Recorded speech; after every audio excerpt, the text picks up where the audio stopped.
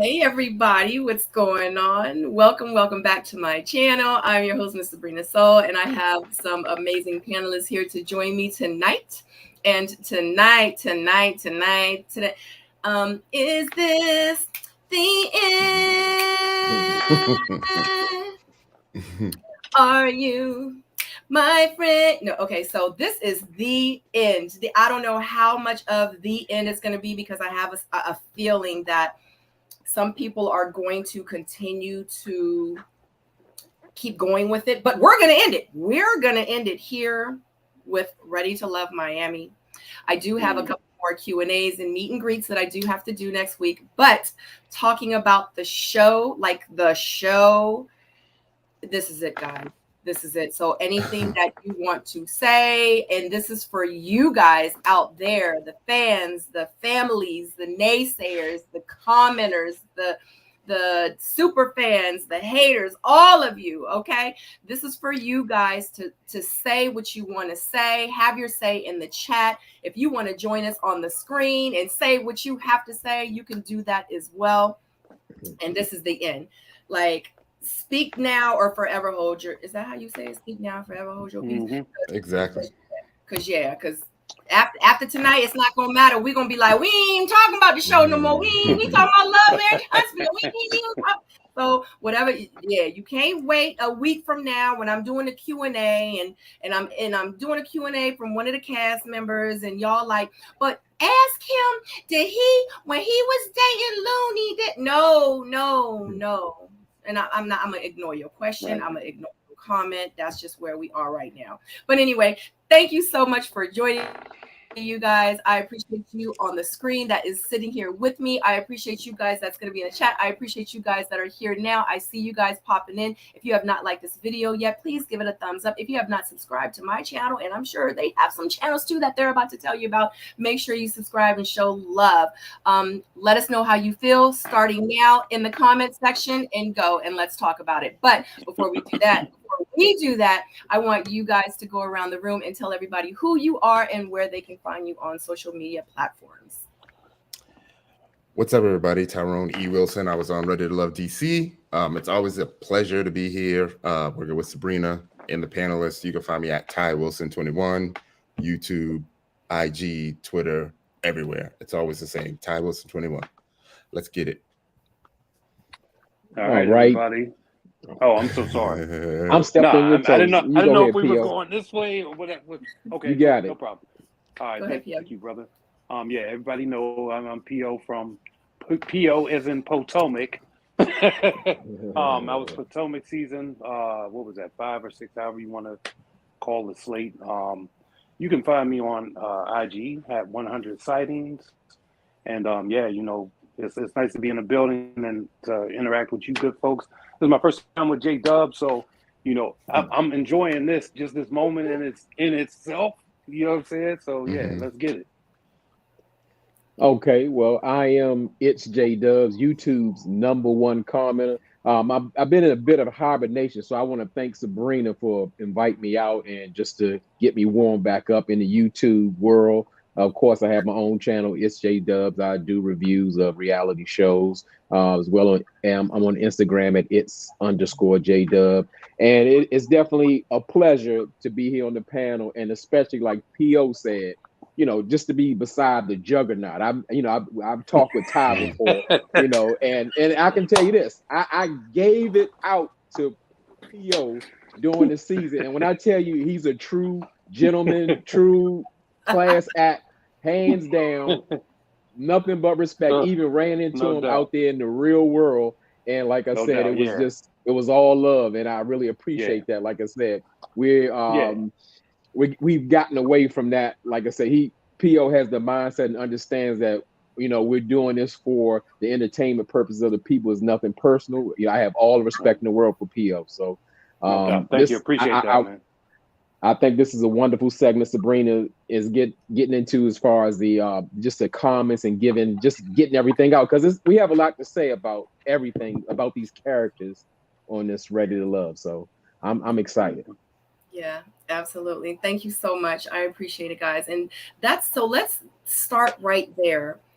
So, and I wish Gus was here with us tonight, but unfortunately, Gus will not be here with us. But Gus says it all the time. Like, you guys need to understand, like, when we're reviewing the show, and it's so crazy that I'm actually saying this because I used to be one of the people back here, you know, in the back watching, and you guys used to talk about me, you know, and that was something that I had to understand. But when you're in it, and especially if you don't understand the whole blogger, YouTube, Facebook, Instagram, Black Twitter world, like it will break you down into pieces to the point where you go and you do this show, you get out of it, you think you good, but then it's like you actually start reading the comments, you start reading these blogs, you start watching these YouTube videos, and guess what? It starts to really mess with you mentally, and it does start to break you down. And if you're like not ready for it, if you're not mentally strong, if you weren't prepared, you wasn't ready,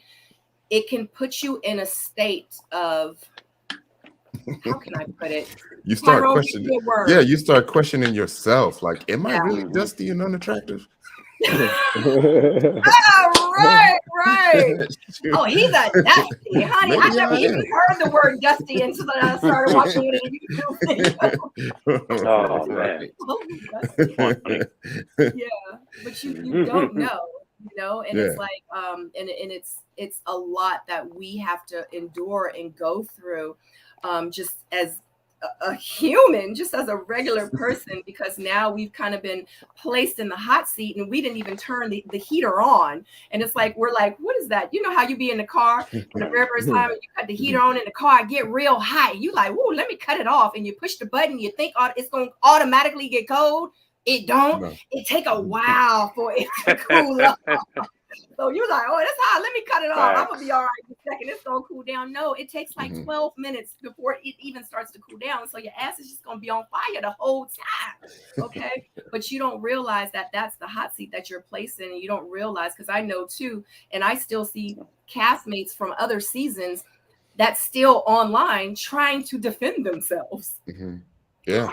Sis, it's been over a year. Sis, you were on season 3. Like, bro, like, are you okay? Like, and that's facts. And I'm just spitting facts. I'm not just talking out the side of my neck, you know? Yeah. Right. So No doubt. I just want to congratulate. That's the first thing I want to say is I want to congratulate all the castmates of this season, you know, that got through it, you know, and still have a positive mindset about it. That's not, you know, taking everything to heart, because like J Dub said, and that's initially what I was trying to say, it's we look at it as a character on the screen, because what they edit and show us may not be who you really are, an everyday person at your 9 to 5, at the gym, you know what I'm saying? Like, it may not be you. We don't know that. We don't know you.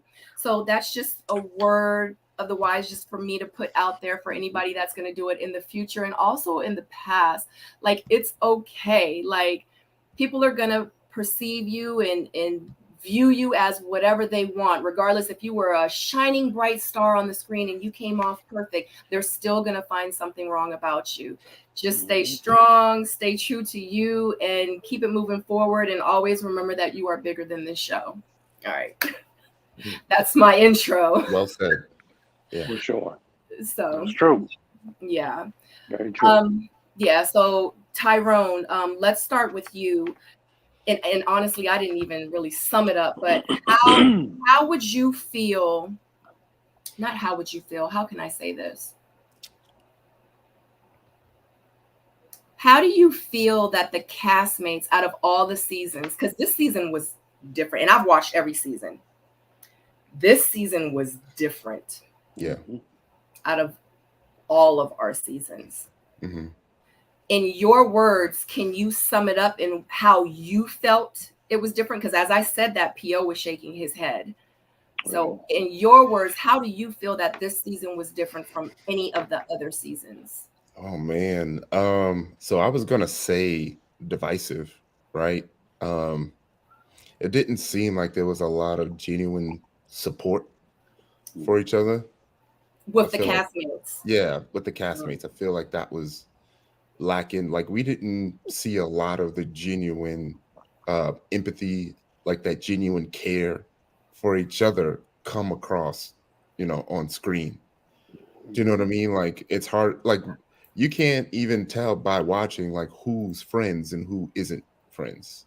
Yeah. Right. You know, so that makes it difficult. Even at the reunion, it's hard to tell because we know that in the back room, like it's almost like an assigned seat in the back room, in the back Right. room. You know, so if I was to start there, I would say that. But I know it's a competition. I know it's like a melting pot of emotions. You know what I mean? So I get it.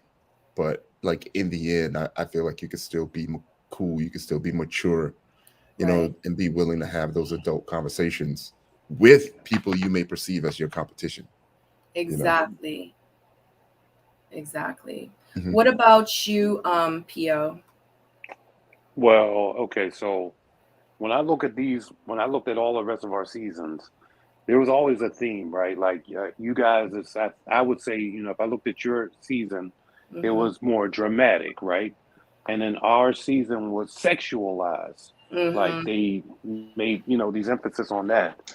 And then it seems like for this particular season, they pretty much made the theme of uncertainty. Like nobody was sure about anything. Not even on the bridge, you could tell they was Right. like, Yeah, and the reunion just fortified that, right? Because you had a bunch of guys, bunch of girls that, girls were interested, but they wouldn't specify. Like it was like it could go either way, and that's just not how, you know, I would think the formula would be. If you're trying to pursue somebody and you're trying to make a meaningful, real connection, there was no vulnerability on the table.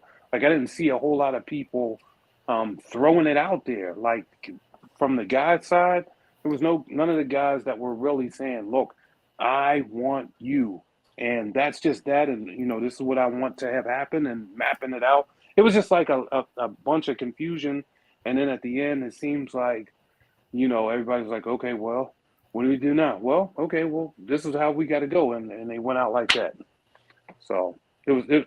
I mean, I was very disappointed um, with the way that they manufactured the ending. Mm. Do you feel like that was production's doing, or do you feel like? So I mean, I get it because I remember being in that sort of space where I'm like, all right, I'm here, right? Well, what am I supposed to do? I guess, all right, well, since I'm at the end, might as well, work through it. You know what I mean? It just seems like that's kind of where a lot of people was. Like, I mean, Randall, his when you look at his connections, you're at the very end, and what's her name, Kayla. Kayla was in the mix, and it was like not a decision made. And then at the reunion, you had Kayla and Randall still kind of doing this when he's got this going on. Yeah. It was just a lot. Like Yeah. it just didn't feel.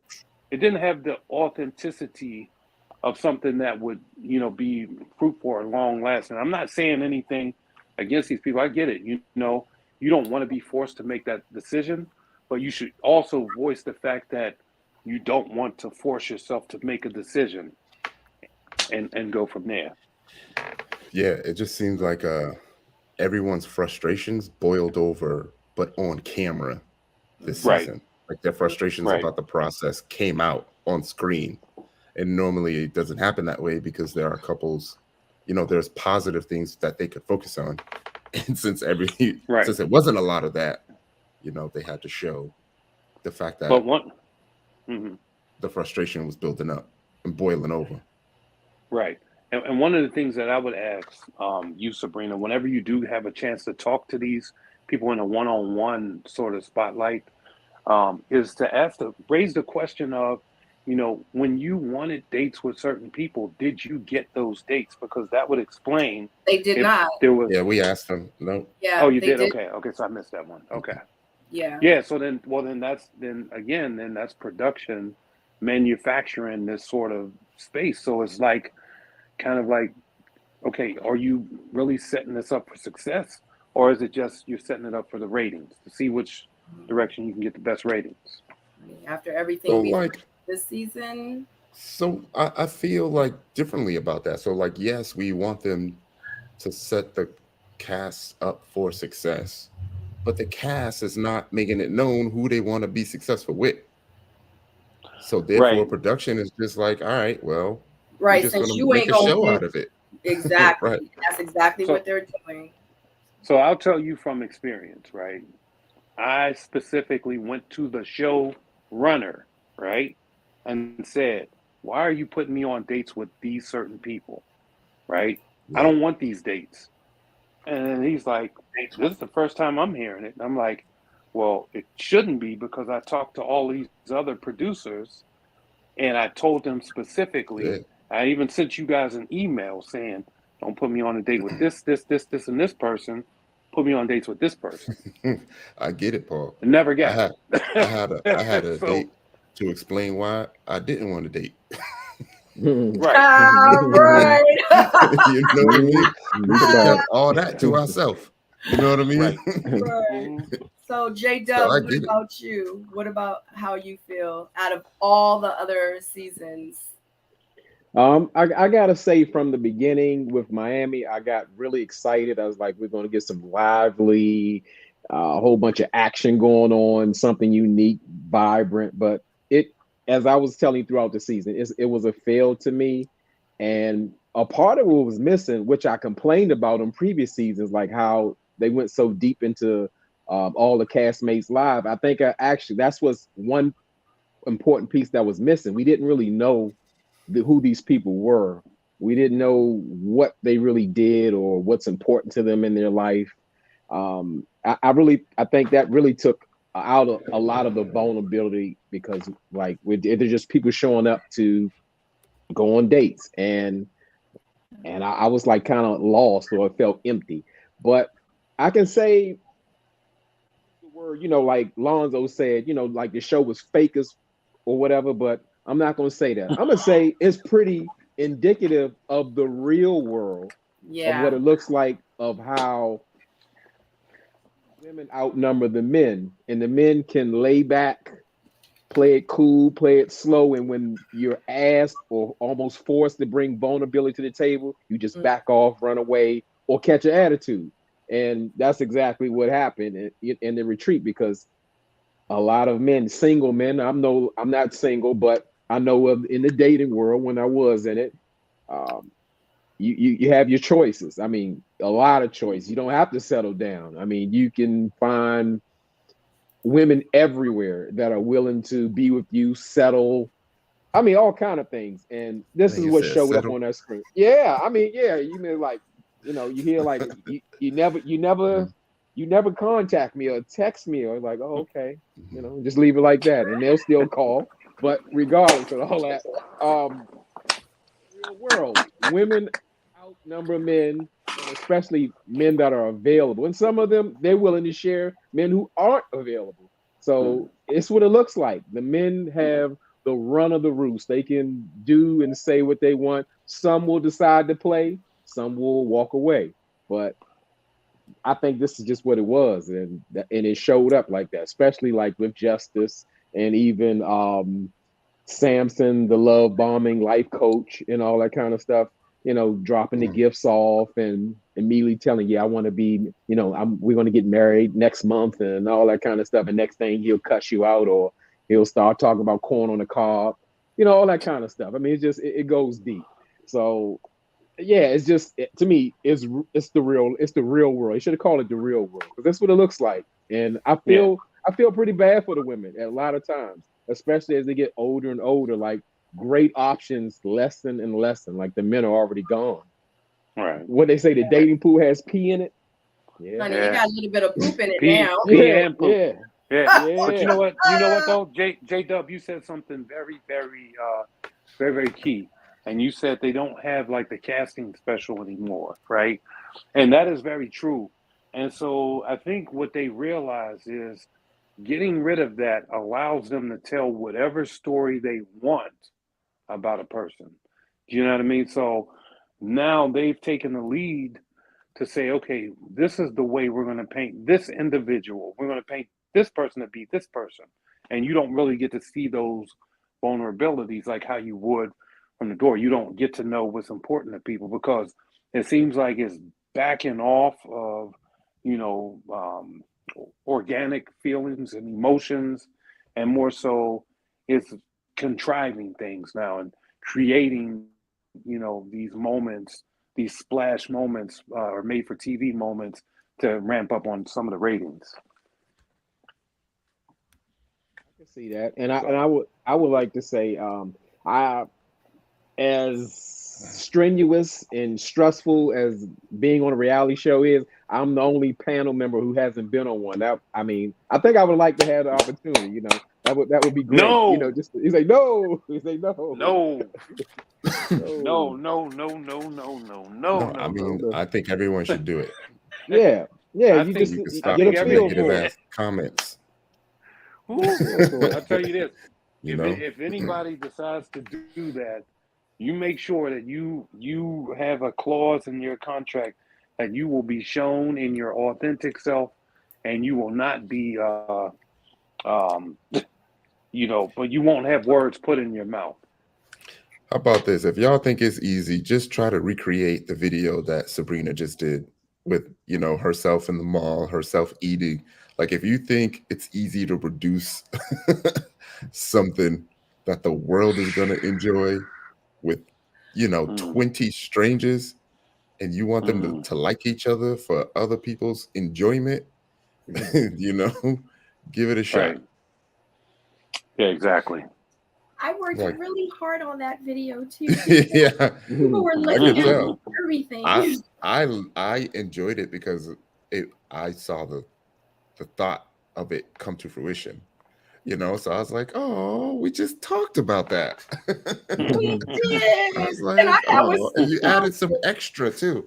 I did. I worked so hard. I just finished painting my bathroom and putting more compound on my drywall, and I had to hurry up and take a shower. I saw that. I said, Sabrina is doing this really well. She really looked lonely as hell. I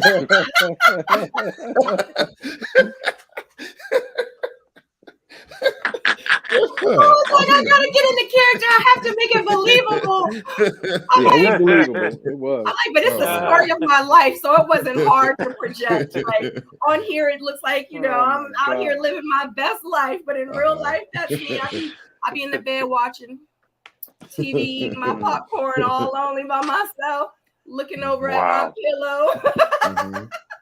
That's funny. That is funny. Oh my gosh. Okay, let's get to some of these comments. Kiki says, do you think the show can overcome this season? I tried to address that. I feel like recover is like a harsh word, I think they're doing fine for a show. You know what I mean? I think the public is really demanding.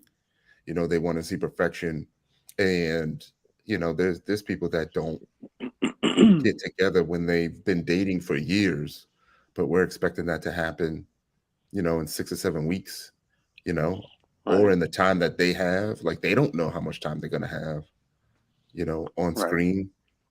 You know what I mean? So I just think that we should be a little bit patient and understanding that, the success rate is going to be exactly what it is in the real world for 6 weeks of knowing someone.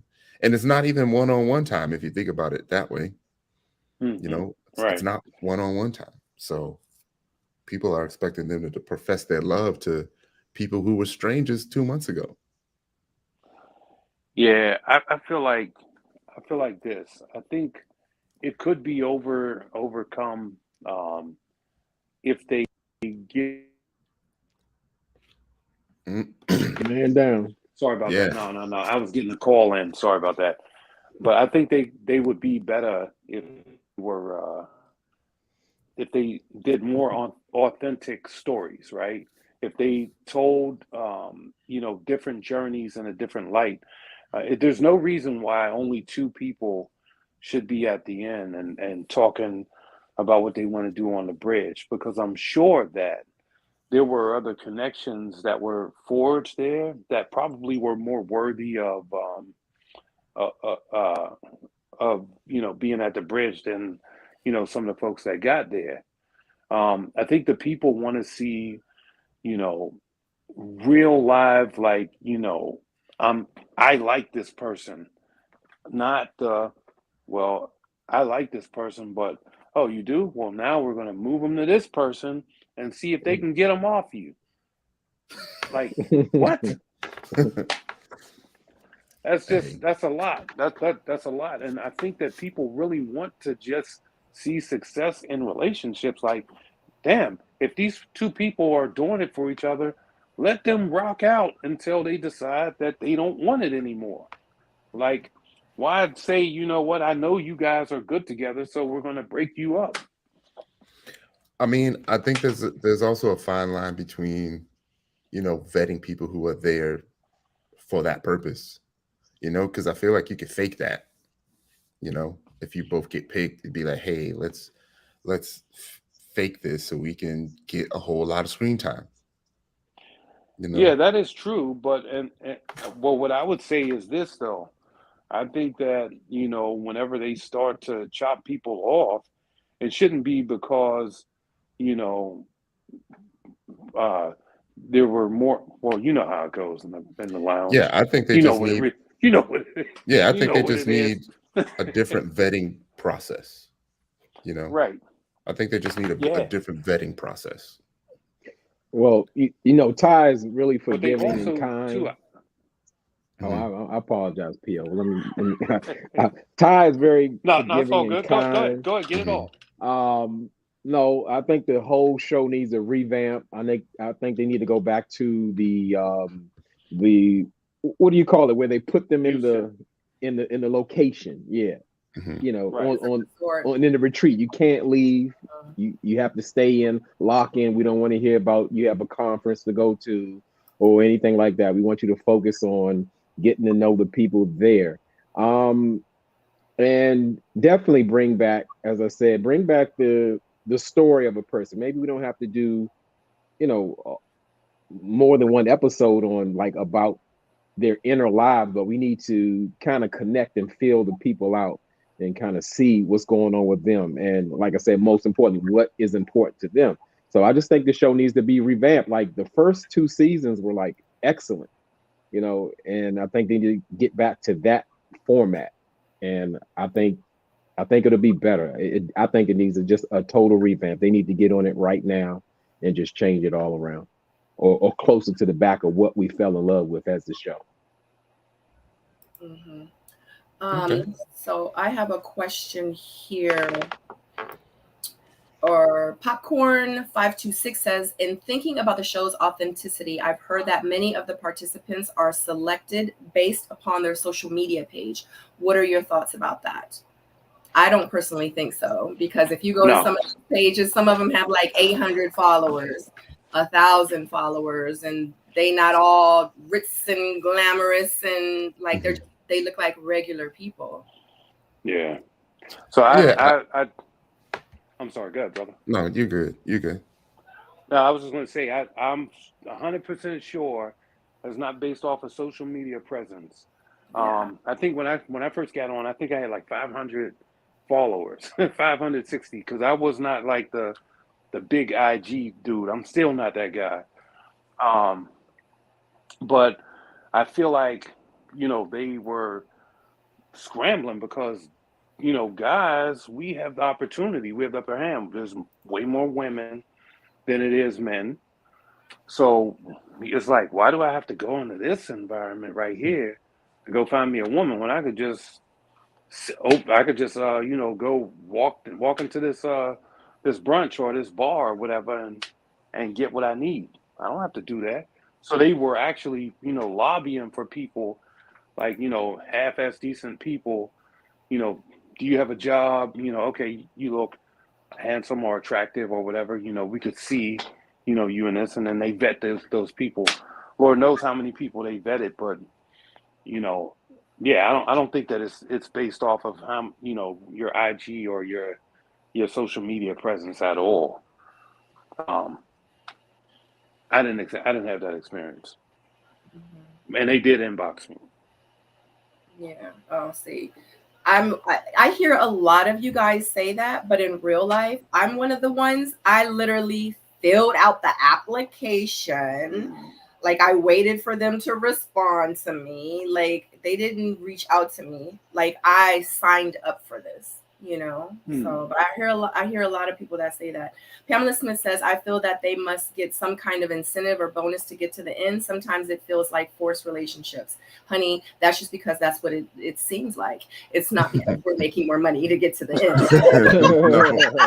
There's no prize. There's no grand prize. The only prize you get is to sit next to Tommy. And in real life, all of us kind of get to sit next to Tommy, regardless if we go to the end or not. Okay. No prize. Randall's still waiting for his mermaid and helicopter shoes. Right. You know what I'm saying?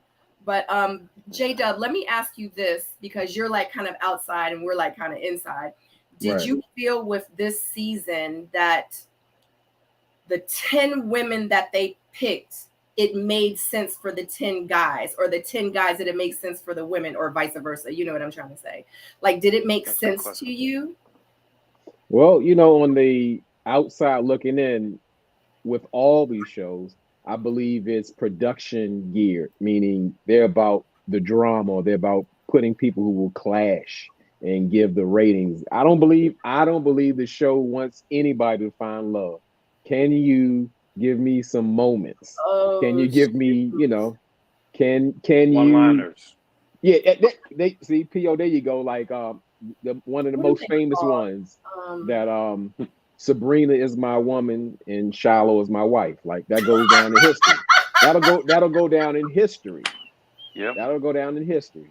So, or when a guy can confidently sing a Korean song to a half Korean lady and she looks at him like he's speaking a foreign language, things like that. Those are moments. And that's what it's all about. Moments. It's not about love. It's not about any of that. Can we have some unforgettable moments that'll go down in history? And it's not about love. I don't think so at all. So I think they're matching same way they do in other shows for drama. Totally. So before we move forward, I just want to let everybody know that J-Dub, yes, he is taking shots.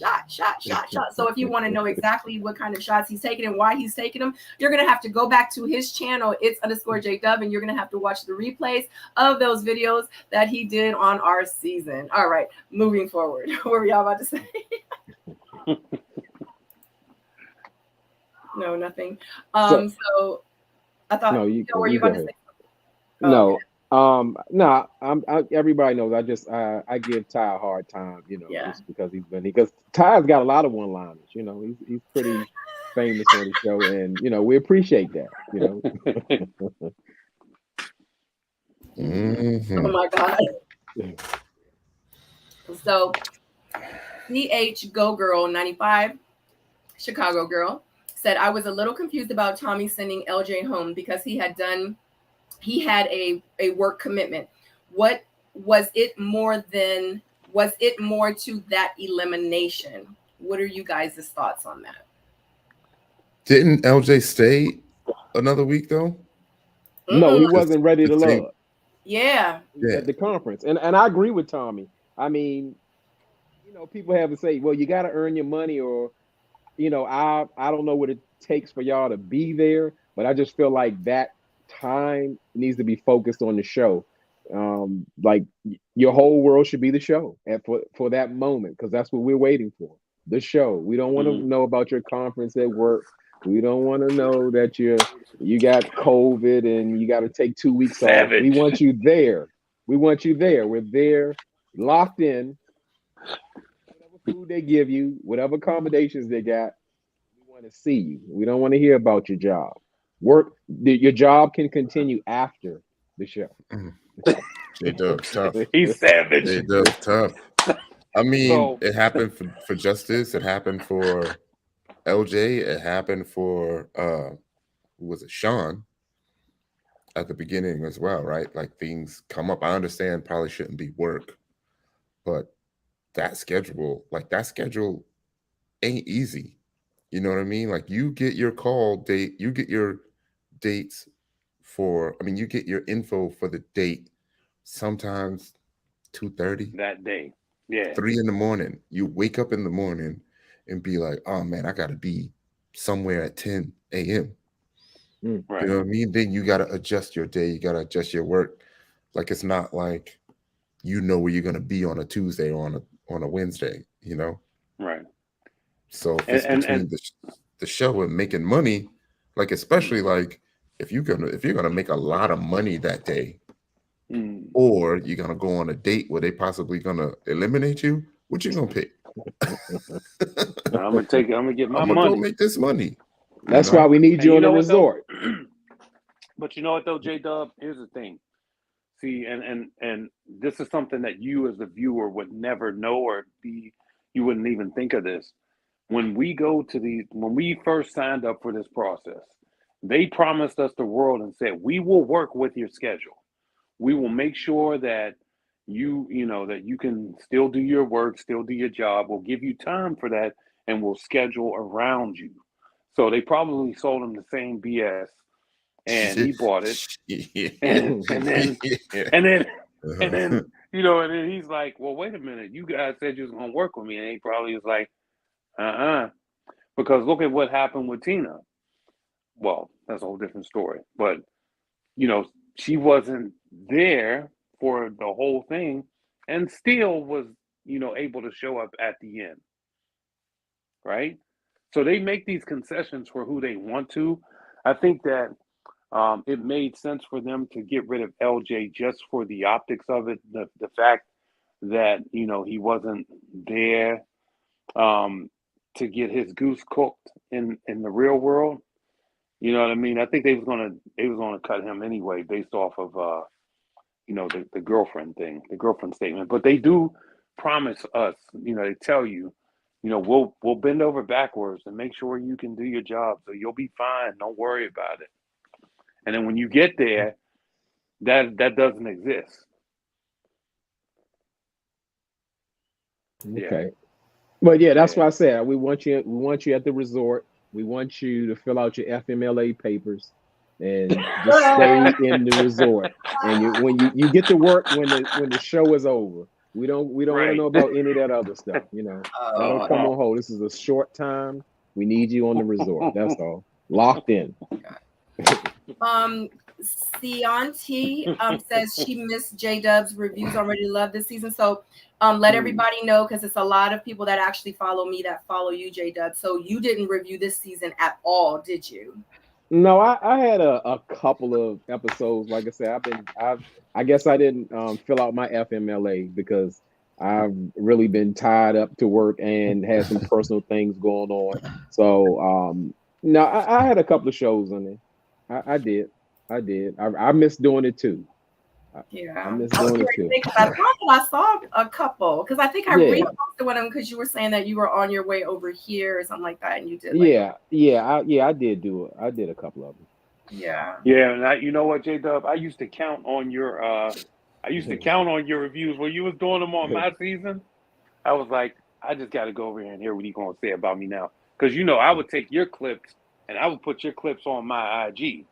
Oh yeah, it was like sound bites and everything. I want my cut. It was great. Right. It was great publicity, and I like the way you did it. No doubt. Because I mean, it was just from the heart. I started out, my man, P.O. That's how I started out. Right. Okay, so go ahead, P.O. I'm sorry, but you used to. No, I definitely used to count on that. Like, and I mean, it was entertaining. It was good, and it was also like, your channel in particular, the folks, when they get in those comments and you just read them, and I would be on the other end, I'm laughing my ass off. I never like took it to heart because these, I'm like, well, they don't really know me, but that was my entertainment. I just couldn't wait till you put them up so I could go in there and maybe check it out. Oh yeah. It used to See what bother the you last a of little us- bit though, PO. They used What's to that? bother you Which- a little bit. You used to be Uh-oh. slightly touched. No, I never was mad about though. I was never mad about his comments at all. I was mad about I mean, just the in way general, that the not show, uh, the way that the show portrayed it, not what the people were saying. I never cared about that. Like I said, I used to post all of the negative things that J-Dub used to say on my IG. yeah. And then y'all used to So- show each other love, like whenever people would go live and y'all Yeah. would be in the chat. I used to see y'all together. Yeah, no doubt. Yeah, I mean, because that particular part didn't bother me. It was just like, damn, how in the hell did you get all of this stuff? When I would see, the way the production would do it, like, how did you mess this whole moment up? You know what I'm saying?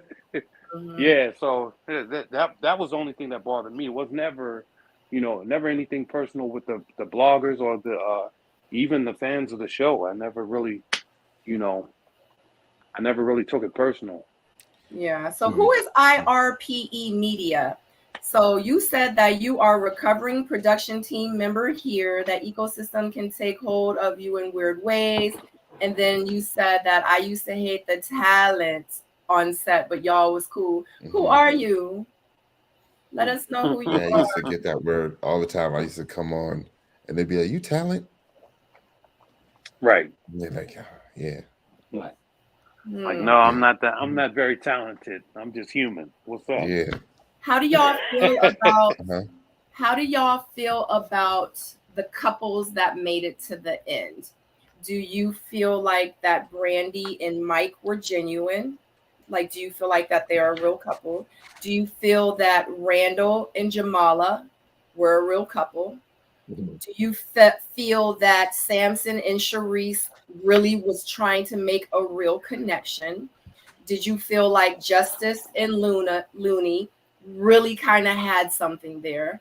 Like with all the kind of couples that were kind of building, even Mike and Kayla, Randall and Kayla, did you feel that any of them were genuine? And did you feel that some of them made it to the end because it was for TV and they had a pack? Or did you feel like, how did you feel with these connections with the men and the women this season? I mean, Go ahead. none of it looked like a natural connection, right? From the outside looking in, for what you think, or from growing up in your life, when you see a natural connection and two people genuinely like each other, then it's obvious. It didn't feel that obvious watching it, right? Like, it's almost like you had to be convinced, that it could work, and there really wasn't a lot, during the season that helped that cause, It was almost like they got to the couch, they made it this far. All right, since they're here, they don't profess their feelings for each other, I'm gonna support it, even though it feels like I haven't seen enough to believe it. Those are my thoughts. Okay. J-Dub? I was like, where do I start? As far as like Mike and Brandy, I'm always questioning. I have, it's a huge red flag to me that Brandy's never been in a relationship and she's a ripe age of 36, 30, whatever she is. That's alarming. That's like trying to give somebody a CEO position when they haven't even had a job before. You need some type of experience to go on, especially when she's talking about she's ready to be a wife, a mother, and not only that, she's going to have some bonus children. Mike has 3 daughters. Those are huge shoes to fill, especially for somebody who has 0 experience in human relations. That is alarming. Yeah, that's alarming. So I never thought about it like that, but you're absolutely right. Like, how were you ready to be all these things when you ain't even been a girlfriend yet? Yeah. You know what I mean? I didn't take it that serious. I just took it like, it probably wasn't from a lack of trying. Like, just say you go to the club and be like, yo, how many numbers you get? None? Okay, that's alarming that you couldn't get no numbers. Ty, But I'm saying, like, you may years old and you ain't never been in a relationship, not one where y'all live together and play house. I mean, I'm just saying a relationship. I was in a relationship I don't think in she third meant grade. it like I don't think she may have meant it like that. I think it was probably like what did she love mean? or something. I don't know. I must have learned Korean. I'm gonna assume she had a boyfriend or two, you know. But she said situationships. She didn't say a relationship. She knew what she said, and it's alarming. It's alarming. Yeah, and I when I look at when I look at Randall and his connections or whatever, I feel like Randall was probably in more so a state of confusion, right? Like he's got all this stuff in front of him, and I don't think that he was totally committed to anybody. Confused about what though? About maybe and maybe confused is the wrong term, but I feel like he didn't want to commit to anything and make it etched in stone. So it was.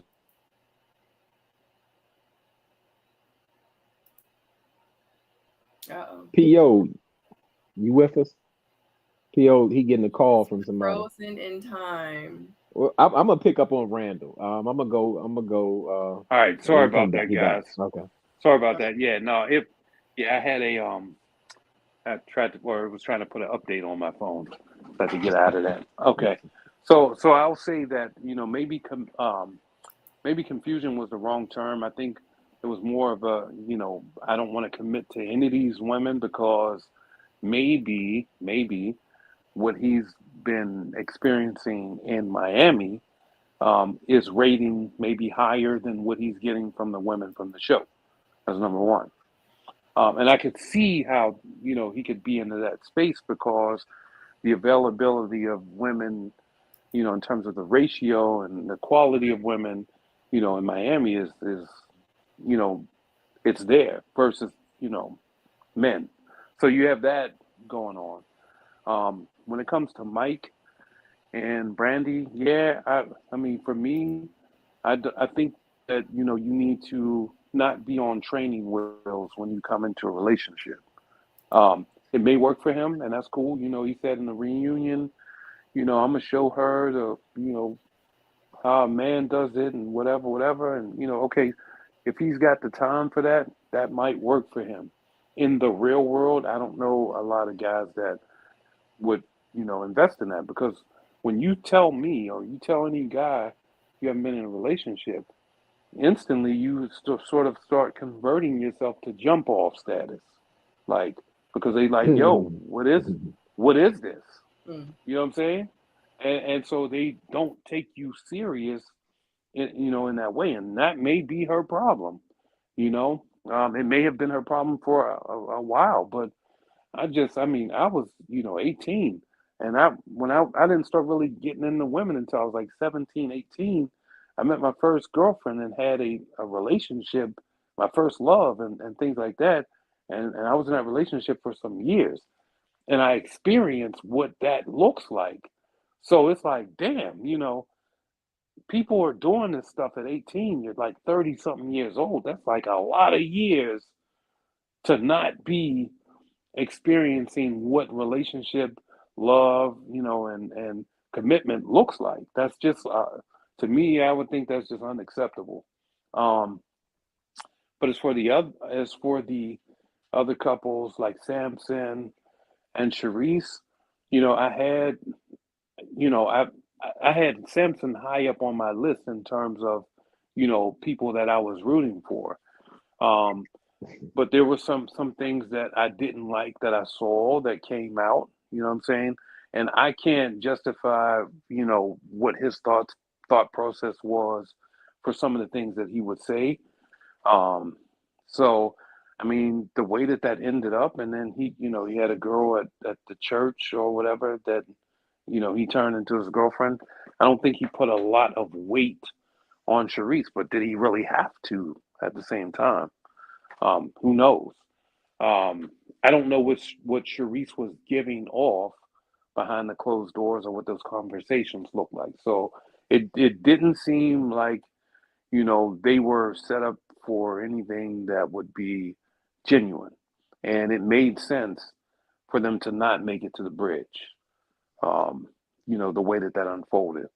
As for the rest of the people, Justice, um, you know, I feel like Justice probably was like, look, I'm gonna do this, but if it doesn't work out for me, I'm gonna check out. And if they don't like my checkout, F them, And then I feel like um, Swayze. I think Swayze, like we talked about that before.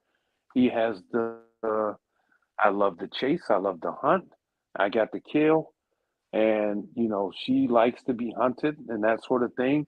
And I think it's that that bond that they have with the dramatics within their relationship that puts them on common ground. So ultimately, that will be either the success or the failure of their relationship. That's all I got. Well, me and Sabrina saw Samson coming from a mile away from the beginning. Mr. Life Coach, Mr. Love Bomb, we're getting engaged. I'm gonna be the stepdaddy. I'm gonna do this. He makes all the promises. He passes out all the gifts, and I just think his mask just came off, and we finally saw who he really was. Yeah, I didn't buy it, because to me it was like he was trying to be a fit for everyone. And he actually got annoyed when Sharice wanted to go deeper. He couldn't have like a full conversation, anything that didn't involve surface issues. When she wants to talk about just, about being in a relationship, he wants to talk about opening up a corn on a cob truck, and serious and smiling, and then calls Sharice Hurricane Sharice when she just wants to go deeper. It's an accelerated process, so we need to get to some of those things. No, we're not going to put everything together and be happily ever after, but you do have to build somewhere. And Samson he's about the one-liners, and I mean it proved to be true. Everybody's like, oh, Samson's so great, he's so sincere, and me and Sabrina was like, no. Yeah, so I wonder though, is he the type of person that, wants to be liked by everybody, so he gives gifts out, things of that nature? There's some people that, just want to be accepted amongst everybody, and, so sometimes they do great things for people. Or, was he, the type of person where, vulnerability and getting deep made him uncomfortable? Do you know what I mean? Like those are the things that I wonder, because for me, I get exactly what you're saying, and yes, he was very, very perfect on the show in terms of being a great guy, nice guy, somebody that was friendly, didn't really give off the any red flags up front. Do you know what I mean? I feel like he was, more of the, I'm going to be the ladder of, you want to say it superficial? Well, P.O. have a problem saying it. No, there were some superficial things. I mean, and that's with everybody. But I think that there were emphasis that were there. Like me personally, I'm not buying gifts for 10 women. I'm just not doing that. Why? Because I don't know if I like any of you like that. So, at the end of the day, yes, it is a compliment and to show some appreciation, but ultimately I only want to appreciate the ones that I think deserves the appreciation. I don't need that to be accepted. So, I mean, is that who he is in real life? That's what I wonder. Is that just his personality? He's a chameleon. It almost subconsciously feels like it was his way of not choosing. What do you mean, not choosing what? Meaning, if I give a gift to everyone, I'm technically still dating everyone. Right. But if there's a specific person that I'm only giving a gift to, then of course everyone else is going to see that, and they're going to assume that I like her more than everyone else. then he should have kept and all that's his what I said. money and I not gave can't have out that. no gifts, and then everyone Right, would and have so been equal. You're right. You're right. right. I'm no Samson fan at all. However, I accepted his answer as him being a Southern gentleman. And you come to wherever you bring a date, you bring flowers, or you bring a plant, or Yeah. you bring something. Yeah, I can see accept that. But Yeah. Yeah, no everything doubt. else going on, to me, we were talking about Brandy. And this is no judgment, but to me, my antennas go up when a man is 50 years old, hasn't married, doesn't have any children. That kind of Yeah. sends something off as well. So we can't look past that. If we're gonna give that to Brandy, I'm gonna give it to Samson too. Yeah. He's 50 years old, and Oh, he don't have no kids? he don't have no kids. Not I'm a that fan he of didn't asking say why. no you know? kids, no. And I'm glad I wasn't on the panel with him, because me and Samson energy don't mesh well. So Yeah. it was a reason I missed that day. I'm a That fan was- of digging deeper and asking why. Not saying that she was in this It would have been profession so ugly. for Mm. this whole time, but maybe she didn't want to be in a relationship. You know what I mean? And then when it came time Yeah. to be in a relationship, the profession didn't allow it. Like, it could have been anything. Like, we don't really know, right? So No I'm trying time. my best to stay optimistic. So you're like, it's not like hey, I've never been in a relationship, therefore you should assume that I'm a bad person and it's a red flag because I've never been in a relationship. Right. It could be a lot of Yeah, factors that play into that. Playing Yeah. devil's advocate, Ty. I mean, Well, at she's this point, definitely relationship material, right? she wanted to be in a relationship. Maybe She the wants guys to who be a she wife. met was just trash. She wants it to ain't be just her. Well, I mean, you got to look at the common denominator. She's been involved with all these guys. So what you saying, J situationships. Dub? What are you saying? What I'm saying is it's something that she needs to clean up. Whatever it's how she go about meeting men or whatever, her process, she needs to change it, because again, what's the old saying? You keep doing the same thing, expecting different results. That's insanity. She wants to be be with someone. She wants to be in a relationship. She wants to be a wife. She wants to be a mother. She wants all that. Right. She's always wanted all that. And who is this we're talking about? Brandy. Okay, Mike's okay. girl. All right. Yeah, I got you. Yeah. Yeah. So I mean, there's definitely something wrong with the process, because I'm telling you right now, if I met somebody and they was her age or above and was like, yeah, you know what, I ain't never had no relationship before, I'm like, well, then what the hell makes you think you ready for this? Because the juggernaut. you know what I mean? Yeah, exactly. And then there's that other element of where you like, man, I'm about to have to train.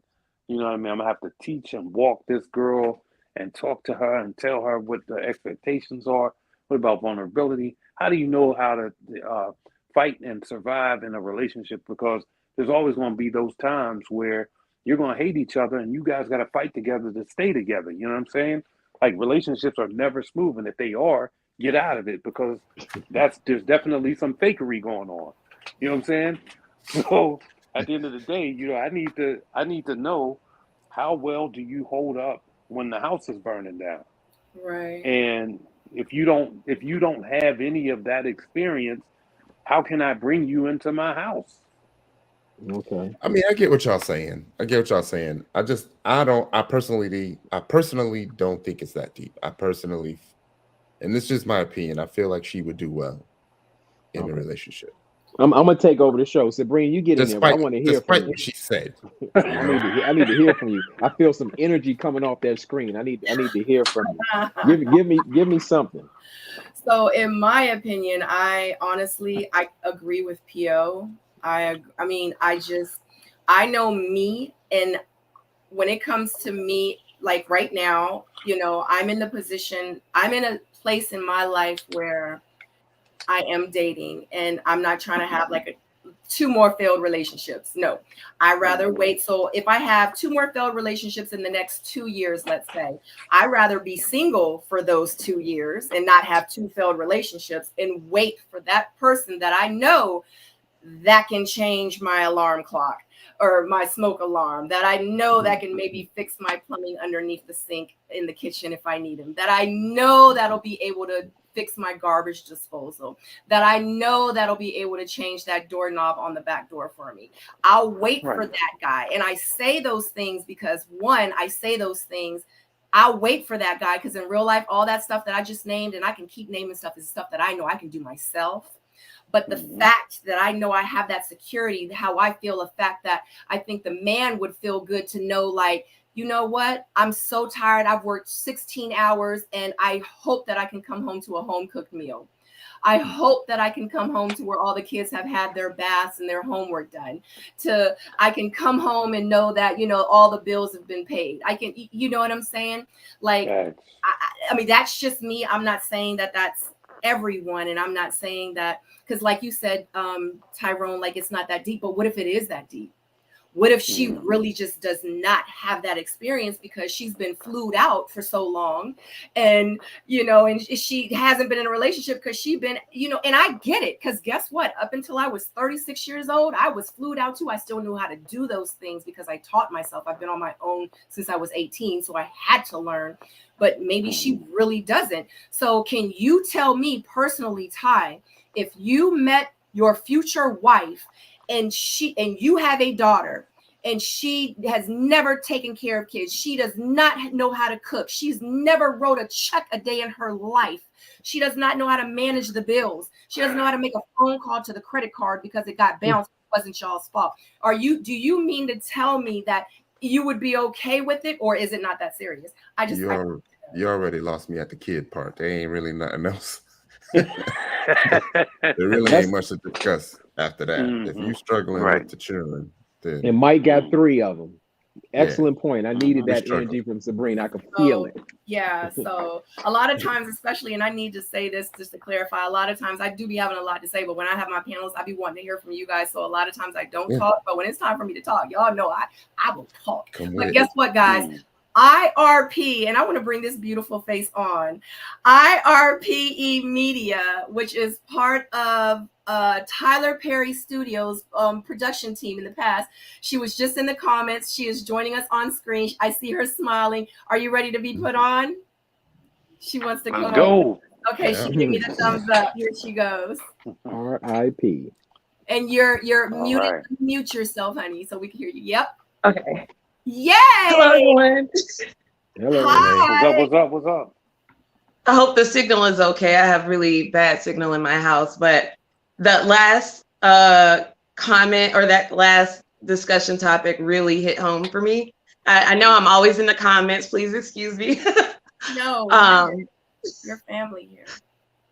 But the not having been in a serious relationship or not having had any kids, I think it's a lot of us out there that immediately your priority is to go to school, make some money, you know? And so like me and other classmates and other friends who've been in school for a long time, like I used to work in entertainment, but now I work in architecture, which there's still more ahead, but in that environment, you don't have people that you have a lot in common with. And so like there's a lot that you kind of have to grapple, at least as a Black woman. Let me not speak for like everyone, but when you're in those environments where you're trying to excel professionally, it's kind of like you have to make a sacrifice. And when you do come home, you sort of sacrifice your love life because it doesn't seem that it's available. But when you do come home, there are people that never went anywhere that are still waiting, you know, that you don't know is like not the right answer for you yet. But, you know, that's what's there. If you do decide to like open up, you're gonna be dealing with someone that's, I don't want to say not on your level, but you're just not in the same realm, not thinking about the same things. Right. So as women, have y'all had relationships that didn't end well that y'all just don't count? No, I mean, if it was a relationship, because for me, I count each relationship as a relationship. Good Just or because bad? it's a failed relationship doesn't mean. My thing is if the universe brought me into this relationship to have relations with this person, it was a reason. So if it ended up being a failed relationship, my question to myself is, what did I learn from the process? I'm not going to just dismiss it. It was 4 months of my life. It was 3 weeks of my life. What did I learn from it? What did I gain from it? You understand what I'm saying? So I would never dismiss it. So I have a question for the group and anyone in the audience. What is like the threshold for relationships? Is there such thing as being in too many relationships? So if someone said, yeah, I've been in 10 serious relationships, would that be a red flag because it's been too many? No. I wouldn't think so. Everybody's circumstances is different. Right. And really, I don't want to know the whole story. I just want to, kind of get an understanding of your pattern or your path. I don't need to know every detail or how many people and all those things. I'm just trying to get a feel for who you are, what you've been through. I said too many. I don't. Oh, okay. Guess that's how you was raised. Yeah. I mean, I feel like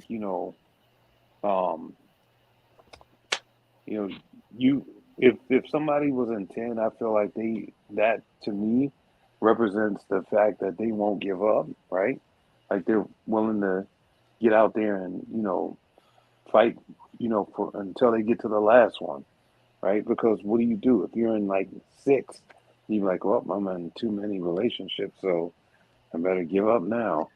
So and then what constitutes a relationship? 2 months, 3 months, 6 months? I mean, a year? I feel like that's based off of the type of commitments that's been made between two people.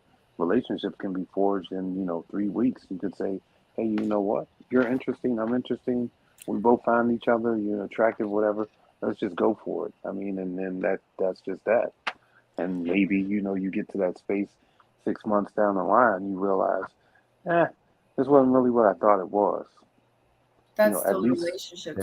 Exactly. When I hear situationship, I hear we hooked up, we smashed a few times, we was texting on the phone, we might have went out to eat a couple times, you know what I'm saying? Like that's a situationship. Like nothing was really solidified. Like, you know what I mean? It lasted just for a couple weeks. Like that's like a situationship.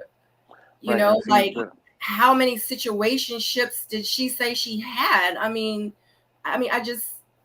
so you mean to tell me out of all those situationships, there was never like, maybe like you said, Tyrone, it's not that deep. Maybe in real life, it was where she really did have a relationship, but what we call a relationship may not be what she calls a relationship. You know what I'm saying? So maybe that's the difference. So, and we don't know because we don't have Brandy here on the screen with me. Anyway, IRPE, thank you so very much for joining us tonight. Please make sure you keep your comments rolling in the section and we're going to put them on the screen. Hold on, didn't you say I was your internet boyfriend? What does that mean? Oh, yeah. No, I'm just playing. Ty will shoot his shot. I'm just joking. I'm gonna leave this alone. I'll stay in the house and I'll just play pretend. Bye everyone. Single Soulmates tomorrow night, 9 p.m. So what I wanted to say though to that is that I know for sure that there is this sort of, and I'm not saying that I'm not broad brushing her or anybody else, but there is a culture within the industry of flight attendants where oh man, where you get them, they come in town, you know what I mean, and you hang out, have a nice time, and then they go fly out. And I know this because I've had my share of experience. I'm not saying no. As I said, I'm not broad brushing them, but I know that is part of the culture. I'm not saying everybody dives into it. So, I mean, it could be that, being as though, I'm always here, there, or wherever, I may not commit to that. They say the same thing about music producers. And this is very true, which is the reason why which is the reason why I'm going to quit. Right. So Sharon G says real quick, the show needs to explore using dating apps to cast people who are serious about finding love. Sharon G, I don't know where you heard that from. Okay. Yeah. But that's no, they do. True. So I think there's a difference between people who are serious and people who are desperate, you know. And like in the end, you have to understand that it is still a show. So you have to So you have to get people that can talk and that can express themselves and not going to shy away from the camera. You know, like you say that, but it'd be like 10, 15 cameras on set. Sometimes like you cannot move without looking at a camera. You know, you're not supposed to look at the camera, but sometimes they be right. Like they be like right here. Right there. You can't see it, but we see it like right here. Right. And be natural. And sometimes they'll get a little. You ever see them when they get the little seat? The cameraman, they get the little seat. Yeah, and then they get their little box. Yep, and they be right in front of you holding the camera. And right in your face. Just comfortable, just right. And then like in real life, because in the beginning, or apple box. Because if like somebody was right here, I'm like, do I look at the camera? Do I look at them, or like what do I do? Like they don't coach you in that. They don't coach you. It's my first time talking to this woman. I'm trying to, you know, and I got a camera right there. Now I'm thinking about who gonna hear my lines, who gonna judge me. Do I sound corny? Like all that stuff. And you know what? And you know what? I'll tell you something, Ty, to add to that, bro. When I came in, because you know I set the show off for me for our season, and I came into the mixer, and you know what the camera situation looked like in the mixer. So there was like 4 cameras in the front. Then you get in, you walk down the hallway. There's a couple more cameras, and then you get out there, and they're all there. Yeah. And I'm sitting there, and I'm like, damn. Like I'm on blast. Yeah. You know? And you can't slip. Yeah, because they waiting for that. That's you know they want that. So you sit there and you like, all right, compose yourself. Yeah. Try to be natural. Breathe. So Sonia says, hello, panel. Do you believe it would be beneficial for the growth of the process if it was about 6 males or 6 females without weekly elimination? J-Dub, I want you to answer that.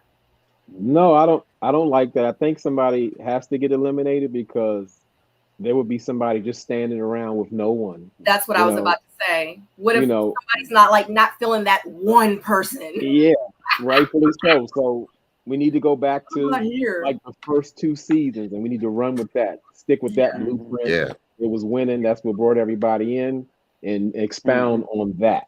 You know, and I definitely don't like those. What do they call it? Blind dates, and then they just make you a part of the cast. I cannot stand that. I'm so glad they did away with that. That was experimental. Yeah. Honestly, I feel like they need to double the amount of people at the beginning. Double the amount of people, and then ask them who their top 10 are, and then the top 10 stay, because now it ain't no excuse. You know what I mean?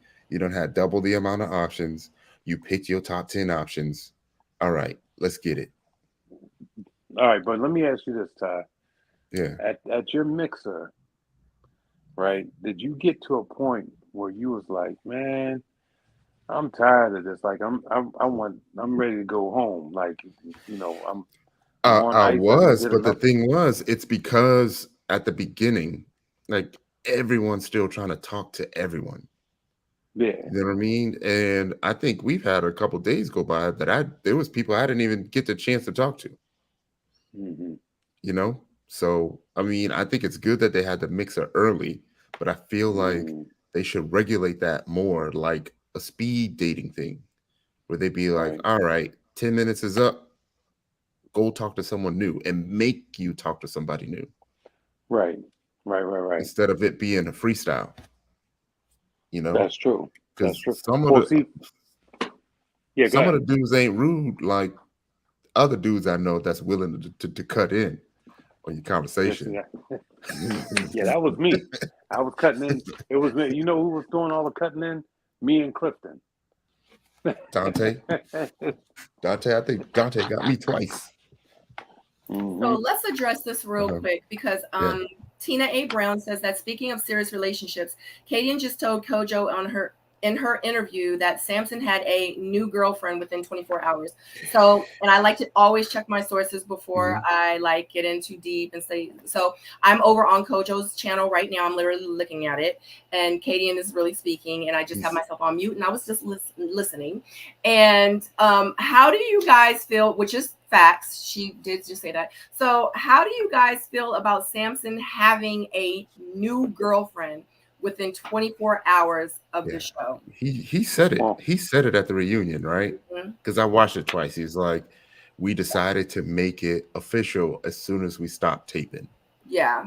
Which meant that they had already known each other. Yeah. You know, he was probably dating her during the process.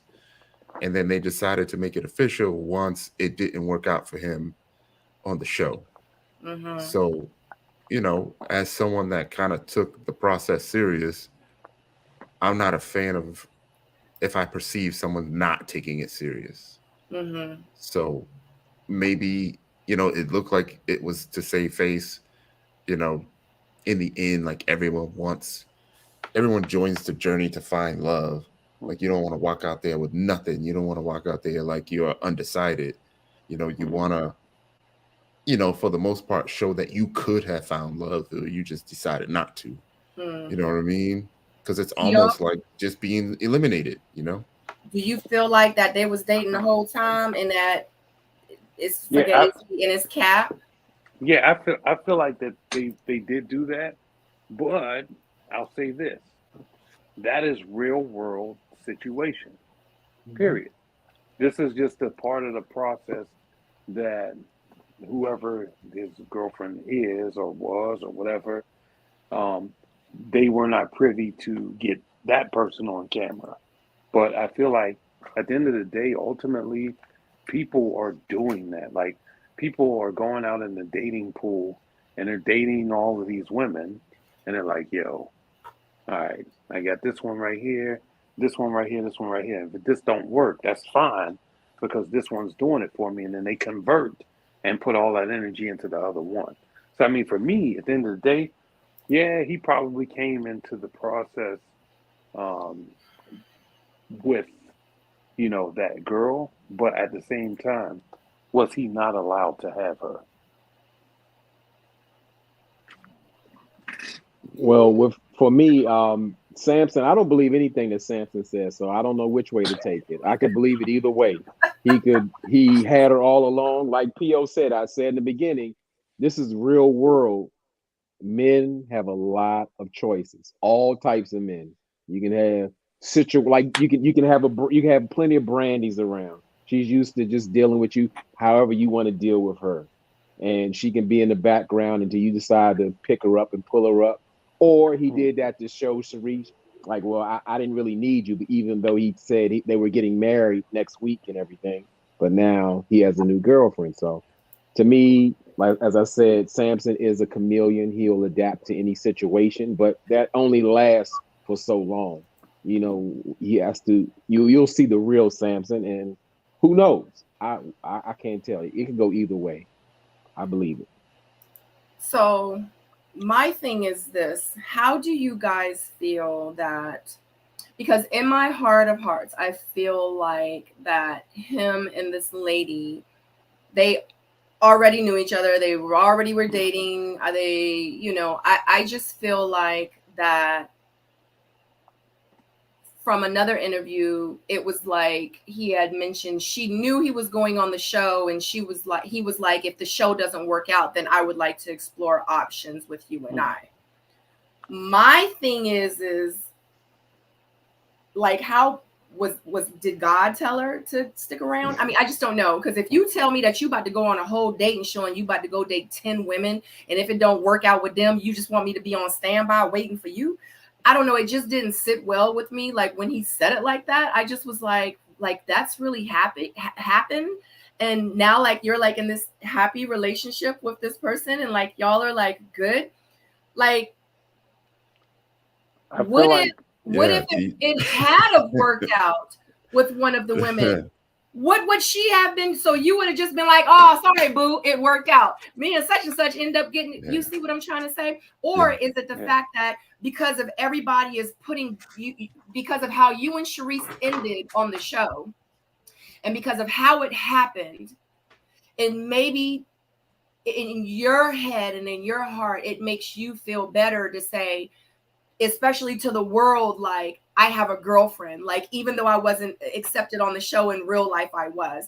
Like, is there really a girlfriend? I don't know. Samson, come on next week and let me know. Like, you know, is there really a girlfriend? Is there, you know, like, I'm sure he's going to tell me it is, but just ironically, like, you just automatically have a girlfriend. It really just makes me feel like that you're just trying to compensate for that mishap, that void, that situation that happened on screen, on TV. And it's like you're just trying to light an incense over that fish that just finished cooking. You know what I'm saying? I mean, that's kind of how I'm seeing it. It's making me feel some type of way right now, because if that was the case, you did waste everyone's time, Samson. You did.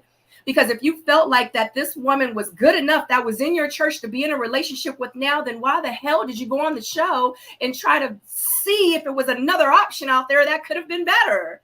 Why not just date her? So I feel like this here, though. I think that's, or just say it, keep it 100 and say you just wanted to be on TV. Like, I wish people would just be honest. Just say it. Just, what is it? That might be the Miami way, though, right? Because if we take a step back, we look at LJ, right? LJ probably still was, you know, tearing his ex down that he brought on the show, right? And, you know, based off of what they talking about, you know, she's like, yeah, you know, he just jumped out, you know, a couple weeks ago or whatever. Like, that's not being, you know, all the way ready for love or whatever. So I feel like it could be, you know, one of them things where, you know, folks are just like, hey, you know what? I'm out here. I'm trying to date. I'm trying to figure it out. I did sign up for the show, but guess what? I mean, if you're around and available when I get off the show, if I don't leave off of this thing with nothing, then maybe we could figure it out. But, you know, if you on to something else, I'll respect that too. Okay, maybe I'm gonna try to add some clarity. So you're living, right? I want you to tell me and be I'm like, boo, I'm about to go on TV, boo. And I'm gonna be like, for real, you better go ahead. You better go ahead and do what you got to do, boo. I'm gonna be right here waiting for you when you get back. It's why that happened to somebody, from my understanding, on ours. You see what I'm saying? Hence why she, anyway, go ahead. You're living, right? And you have different levels of relationships that you are currently having with people, right? And you classify them at different levels. You don't know that you're going to get picked to be on the show, right? So you're still living. But then there's a moment where there is a final decision that gets made saying, hey, you're going to be on the show. And I know for me, I was like, damn.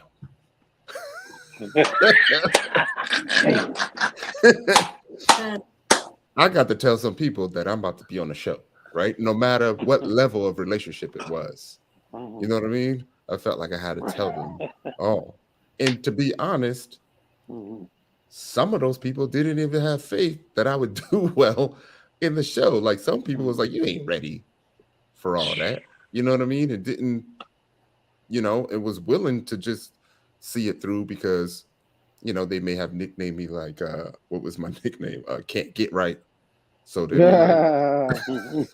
were willing to wait till after the show to say, now I'm ready to be in a relationship with you. So it didn't work out on the show, so I want to be with you now. Are you ready? It was more like I had a feeling that it wasn't gonna be like that. But then there's also a time period between you get the response from the producers that you're gonna be on to your very first date, to the very first taping, to the very first, you know what I mean? What was that, like a month and a half? Yeah. So you're supposed to do nothing during all that time? Hell no. You're supposed to get in all Let me- kind of chaos. let me give it to Sabrina so we can move on to some, because we still missing a few couples we haven't really got on. Sabrina, most men of all calibers have multiple options. They have women who will jump over the moon for them, even if they're not deserving. I mean, I get it. Pick Hence of the litter. That's why I'm not married right now, because of one of them. So I get it. They'll live in your closet while you have a girlfriend. And she did. There's no problem. Then she broke everything in the house, and then we had to get a restraining order. So I get it. Yeah, she'll cook both of you, Jenna. It's not a problem. There's so many options out there for undeserving men, for women. So most men, if they're not going to select one woman, they're going to explore all their options as long as they can. And that's cool. But that's what it's going to be. In a whole relationship, though, it's different if he like my boo from church. Yeah, you know what I'm saying? Like, you know what I'm saying? You know, I let her know, you know what I'm saying? You know what I'm saying? We in a situationship. I get it. But you in a whole full-blown relationship. Like, I want to date somebody at least 6 months to a year before I'm like, you know what? That's my bae. That's the man that I want to be in a relationship with, because now I'm working towards marriage. That's my thought process. Like but maybe it's me. Like I said, maybe this boils back down to my definition of a relationship is different from other people's. Like, he might be in a situationship, but he calls it a relationship. Me, you see what I'm trying to say? So maybe I'm tripping, you know, and until we talk to him or whatever. Even when you talk to Samson, you're not going to get the answers. You're not going to get to it. It was really a quick transition from dating 10 people to, you know, making things official with someone else. Well, I'm going to turn while he's sitting on stage. I'm going to turn into Utah. Well, maybe this is what I think. I think possibly Samson had the young lady already in place. She's probably been there for many, many years, devoted to Samson, has made her intentions known, and he's enjoyed her for all of those years. And if he's telling the truth, he made her his lady, is his new wife now, just like that in 24 hours. She's been there.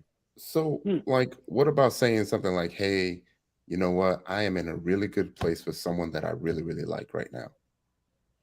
There's nothing wrong with that. Everybody happy. Everybody understand that. But to say, you know, we made it official as soon as we stopped taping, it just doesn't come off well. Well, I mean, so I wonder. Yeah, you go ahead, Pio. No, I just wonder though, because I'm taking a step back now. If you look at Charisse, right? Charisse is the type of woman that you ain't gonna be able to BS real good too long. Like, she's gonna dig in that ass, but and she's gonna try and get that info, right? And she's not, she don't seem like she's gonna back down from you. So I wonder though, you know, was it the fact that, you know, maybe there was some intimidation that he didn't want to commit to the Charisse thing and reverted back to that, to the young lady or whatever lady he, you know.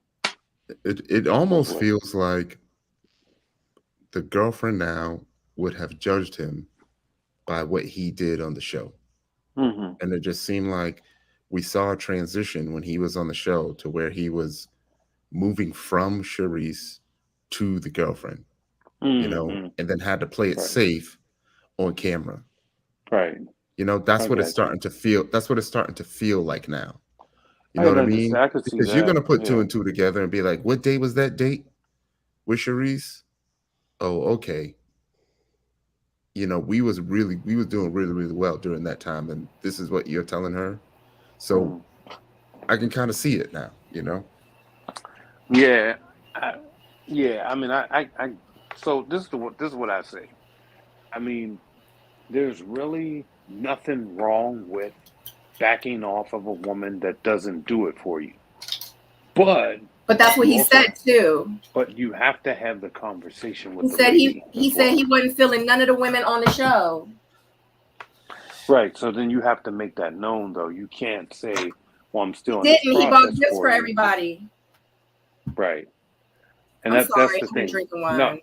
no, it's all good. Hot. And that's the part where he has to, I think going forward, this is probably a teachable moment about himself, where he needs to make himself clear and say, you know what, I'm not really here for you, and I'm not going to do anything to make you feel easy about my decision and just bounce. Like, I would be cutthroat to the bone. Look, this is not doing it for me. I'm out. Done. Like Randall did. I didn't pick you. You Right. put the pressure on. He's like, I ain't pick you. I ain't pick you. But yeah, I can't believe anything that Randall should have chose himself. That's what he should have did. I feel like that too. I mean, what Randall's done is just a part of some men characteristic. They'll lay back the whole time, let the woman take the lead, and when it gets too hot, they just have a little outburst. I didn't pick you, or they get upset when it's not when it starts getting too serious. But Randall, he's no victim. He's enjoying it all. When it gets too much, then he backs off. Like I said, men have choices. I'll say it again and again and again. This is real life. This is like, as much as I did not like this season, this probably came off the most authentic and portrayal of like how it really is out in the streets. You see different versions of men, because it's really surrounded for the man. So I'm going to try my best to defend Randall, right? It's not an easy conversation. We love Randall here. We love him. Yeah, it's not an easy conversation to have, right? We're not professional breaker-uppers, right? And if you look at everyone else in the show, I don't think any of the other dudes did it either. Do you know what I mean? I think what had happened was a lot of the women saw that the dudes were focused on someone, and the women fell back. Do you know what I mean? So it wasn't like Swayze told everyone else that he's gonna be with Kadian. He just decided to be with Kadian. Do you know what I'm saying? No, because Randall, he participated in saying about the olive juice instead of saying "I love you," olive juice. That's a willing participation in leading his. I don't know. I forgot her name. What's her name? Maybe he did like her. So maybe he olive juice. That's "I love you." Another way of saying he loves her. He went into that, and that's if he doesn't, and by his action, he couldn't possibly. He led her on. He should be accountable. I think he really liked her. I think he did really like her. No, he didn't say "I like you." Olive juice. He loves her. He went with it. He's not a child. He chose to do that. They were both saying "I love you" to each other. Yeah. So the other thing I was gonna say is, like I said, we weren't professional breaker-uppers, right? And like in the end, like you don't want to hurt anyone. Do you know what I mean? Like he didn't have to hurt anyone. He ended up hurting. Randall ended up hurting Kayla and Jamala by picking Jamala and Trinita. Yeah, period. He could have made things more clear. What I was trying to say is sometimes it's just not that easy, and sometimes the situation can help you. Like I feel like the situation helped the other men. Ashley. Do you know what I mean? I feel like it did. Like, not that many people was checking for Samson, so he didn't have to go to that situation, nor anyone else, So like, to be in that situation, you have multiple women that like you and you like them as well, because they're all good people. It's just not that easy, what I'm trying to say. I've never been in y'all shoes again to have all of those connections or attempted connections going on. But I know I would say in the process of anybody trying to lock me down, and I'm not trying to be locked down, I say, hey, I'm here to explore all my connections. I'm interested in getting to know you and see where this goes. But I'm still exploring everywhere. So, Okay, and I hope but you do the same too. okay, but as you can see, and I'll use myself for an example, even if you were to have that conversation, sometimes that don't work out as well as you thought either. You know what I mean? You know what I'm Now, saying I'm without gonna go. trying to Y'all, say it? you like to go into like people's mindset. I'm gonna go into your mindset a No, little bit. like So stay with me. I actually had that conversation With who? off it was off camera. I had the conversation off camera saying, "Hey, I don't think there's a connection here.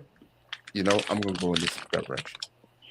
You know, and no one else had to know about that. But it ended up coming up, and I ended up having to have a date about that. So sometimes it don't work in your favor to have that conversation. I think that issue with that, and not saying it's justified, but I think the issue, if we can go back, it was more so like presentation. Now, from looking at the TV, that's what it looked like, presentation. It just looked like to me that it didn't look like he was trying to play all three. It just looked like he didn't. No, I didn't He get that. didn't. It Yeah. just looked like he didn't know how to tell them, "Hey, I'm gonna go focus here." You know, like for some reason he just couldn't spit that out. Yeah, I didn't say he played it. I said he's the type of, from what I saw on the TV, he's the type of guy who allows the woman to take the lead in the relationship and take it wherever it goes, to the point where you're talking about I olives or whatever. He loves her and all of that. And he just goes with it. And when it blows up in his face or when he's held accountable, he backs up, he gets defensive, and then he doesn't want to deal with the situation anymore. Yeah, I think Yeah, he's very I think passive. That's just bottom line. Everybody has a different personality. yeah, And really, if you have like really deep issues with communication, I don't think you're ready to love. I think you need some more work to do, because communication is such a huge part of any Yeah, healthy that's true. relationship. yeah. I think you really do have to go through it a few times before you understand, you know, what a conversation that gives a woman hope is. You know, and that when we talked about that language that you're using, right? So you can have language that turns the hope off without hurting their feelings. You know, and eventually you can see them get it. You can see them understand and be like, "Oh, okay, now I see what it is." You know, without having to say, "I don't like you." You know, like if you don't, like you just said, if she says something like olive juice and you don't follow up, that's your way of saying, you know, there's no future in us without having to say it. And I Right. just feel He like led her on. he struggled with that. I don't think he Yeah. necessarily led her on because I think he liked her, but I think he also liked Trinika and He also liked all liked three of them. Kayla because they're technically, I mean, there is a lot to like about them. All three different women brought something that I think he liked. Yeah, And and this it made me upset to feel like that he chose Jamala through the fact that he was more invested with her. You know, at the end of the day, it was something he liked about each one. And because he picked Jamala, that was actually doing a disservice to her, because I feel like don't pick me and you only 85% in. She got 10% and she got the other 15 or whatever. You know what I'm saying? Like, don't do that. If you're not 100%, don't pick me. You know, Right. like that saying women always say, if you gotta decide between me or her, pick her, or vice versa with the men, you know, and that's facts. And his thing is he really did. He had a different connection with each one. We all saw it. We all saw it on TV. So the fact that he picked Jamala, it's like, bro, like in real life, just like with Mike, I feel like that he might look at Brandy like it's something is for the future and building something with, but in real life, when he go home at night, he think about Kayla. That's just the reality of it. That's just my point of view. That's what I saw. That chemistry, that sexual chemistry, that thing, that fire was Mike and Kayla. I did not see. Brandy even said it. And that's how I feel with Randall in his triangle. you know, and because I feel like he liked all of them pretty much about the same, maybe Trinika a little bit less than the other two, but I feel like that because he picked one, that was actually doing, like I said, a disservice to Jamala because he wasn't 100% in with Jamala, you know, but, you know, the show makes you, I guess, feel like you have to pick someone, I guess. I don't know. Because I know when it was time for me to go on the bridge, they were like, and I never really said this anywhere before, but they were like, Sabrina Walters here. He has his roses. Oh my God, they're so beautiful. And oh my God, y'all are like wearing the same color. Oh my God. Like I'm in my car and I'm looking at the lady talking to me. And, you know, she's like, oh my, you know, and I'm just looking at her and I'm looking at her. She's like, oh my God, this is going to be so good. She was like, you are going to choose him, right? And I looked at her and I was like, do I have to? She's like, well, do you want to? I said, well, I'm not going to, you know? And she was like, hold on. Like literally, she was like, I was like, what the freak is going on? I was like, is it that serious? Yes. You know? And it is that serious, you know? But I did what I wanted to do throughout the entire season. So even though you have these producers telling you what you're supposed to do, what you should do, what you want to do, what you might do, I honestly did everything that I wanted to do. The only thing that I allowed them to do for me is if we were in scenes and it was certain questions that they might have wanted me to ask the guy, you know, that I was sitting with when I was sitting with Dante after our golfing game. They, you know, held up the screen, asked him about his three while she was walking over to me. I was like, so how many baby mamas you got? So, and she was like she was looking at me like, I didn't even have to say anything to Sabrina. She's on point because I'm really here to date these people. You know what I'm saying? Like they never had to like try to, and I asked them one time and I said, look, why do y'all guys do that? Like, why can't you just let us date naturally? Like, why can't you just let me just date this man and ask the questions I want to ask? Just because you telling me to ask the questions, just because you telling me don't mean I'm gonna ask the questions unless I want to ask the questions. They was like, I know, Sabrina, but, and I was like, why do y'all do that? They said, because some people everybody's not like you, Sabrina. Some people need help. They sit there and they be like, so what did you have for dinner last night? They were telling me that's just how some people are, hence the real dating world. Right. They have no swag, they have no game, they have no nothing. So they have to try to, you know, I guess you want to call it produce the scenes. You know what I'm saying? But at the end of the day, you're still a grown up. You're still a grown up. You're still an adult. You've been in the dating world before. So it's kind of like, why would you place yourself in a position that you're really not comfortable with? Why would you place yourself in a position because you're on a dating show, you're on the dating show. So now you're telling me you're going to stay on the dating show because you want to be on the dating show, but I'm not attracted to none of these men. I'm not attracted to none of these women, but I'm going to stay on. I really wasn't feeling them though. That could have been a spot that was saved for somebody that actually really might have wanted to go through the process. That's really selfish to me. And then too, to go into the process and realize by episode 4 or 5 that you don't have any connections, but you stay on forcing connections. Why can't the producers produce then and say, you know what, Sabrina, unfortunately, ain't nobody feeling you, boo. Ain't nobody asking for no dates. So when the next episode air, we just gonna have to just say that unfortunately you won't be joining us anymore. Like that's how they need to do.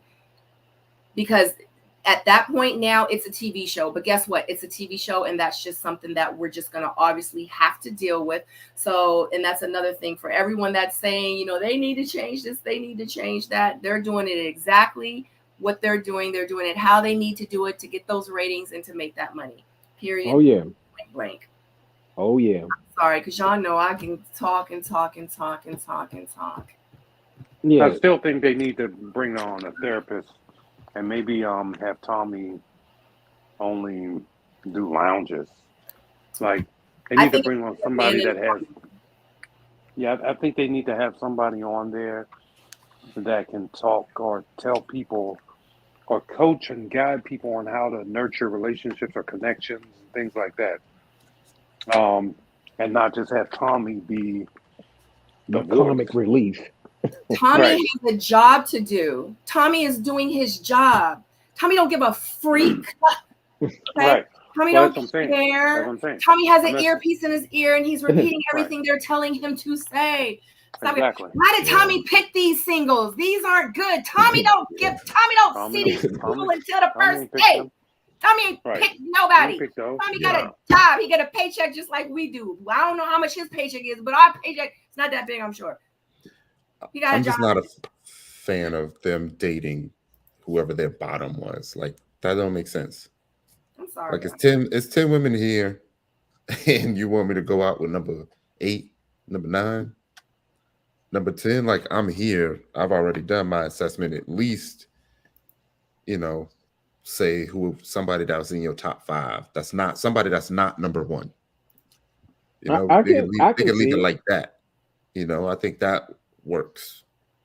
I can see it because in life they encourage you to kind of step out of your comfort zone. You may find a pleasant surprise, you may not, but you don't know if you're only chasing one type. But or you whatever. It's gotta. like, But they're asking you.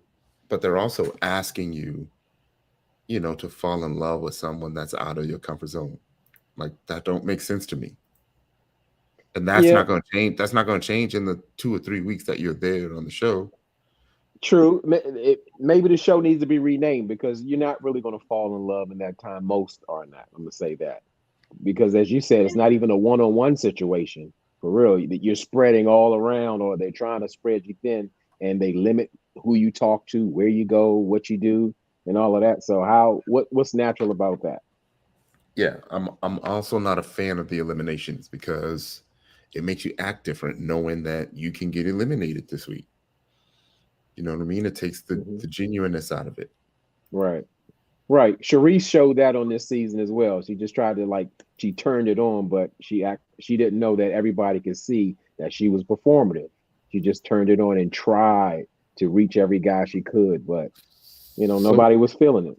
Yeah, I mean, I feel like you're technically kind of dating at the multiple mixers that they had early. Do you know what I mean? Mm-hmm. So you had multiple opportunities to talk to this person, get a good look at this person, feel that person's energy. Do you know what I mean? And to get forced to be inside that negative space again after you've already evaluated it, it just don't make sense to me. It's almost saying like, I don't trust your ability to vet anyone. Well, also the date can be different because sometimes people's personalities can come out. I'm turning to you, Ty. I'm just giving you the bright spots of it all. Yeah, I'm turning. You're right. Yeah, maybe you're right. Maybe. You're right. And then before you know it, you got 3-4 connections at the mansion because you can't decide between a physical connection, an emotional connection, right? And what was the other one I was going to say? A long-term connection. And I encourage those connections. I like that you have it. It's about you managing them and being communicative to the people you have those connections with. I mean, that's what it's about. Everybody should be able to explore freely until we decide at the end of the process of who we're going to be. Because it's always like, it's the same thing. Like everybody will start asking, well, the women will start asking, who's your top? Who's your top? And like you got to rank. I mean, it sounds good, right? It sounds good. It sounds easy, but like in the environment, the fellas are still talking and chatting it up with each other about their dates. You know what I mean? And that can sway you, although it shouldn't. It can sway you. Sometimes people that aren't even on the show anymore are still participants in the dating process. You know what I mean? So that could sway you. But like you said, it should not, because guess what? Just like the ladies, you don't know if somebody's steering you towards or away from somebody for their own personal reasons. The brotherhood may come off genuine, but I'm sure it's somebody who really is just there for them, could care less about the brotherhood or helping you move or whatever they're doing, whatever's going on. So you have to be in your own mindset. But like you said, it's easier said than done. Yeah. J-Dub just go fight me on it. I know he is. He gonna be like, it's easy. You see a beautiful woman, you go after her, you go get her. No. Just manage whatever you got going on, and knowing that we already know you're there to mix and mingle and find out who you connect with the most, and let it be that. And the great Dr. Nicole said that a man controls the temperature in the room. That doesn't mean he has control over the woman, but you can kind of lead by example to show the women what you're about. Hey, you may have your own ideas about the process, but here's what I'm going to do. I'm going to explore all my options. And when I find the best choice for me, because I am here for me, I'm going to connect with that person when I'm ready. And that's what, and I hope you do the same. And if you can't get with that, I guess you should go over to go see Ty. Especially in the environments that they put you in, the double dates, 5 people on a date. You don't already have great connections with people. You know what I mean? Y'all have a really good understanding, but you're going to say, okay, let me explore my other options. But I have to explore my other options right in front of you, where normally you would never.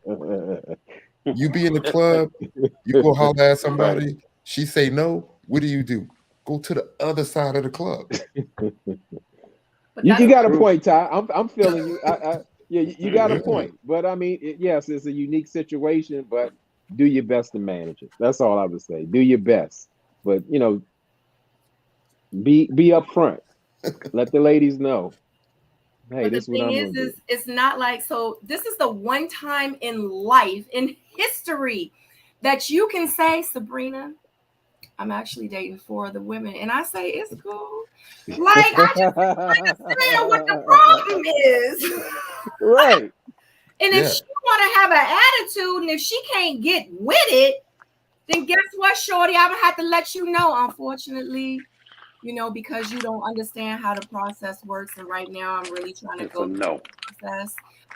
I feel like maybe it's just best if we're just friends.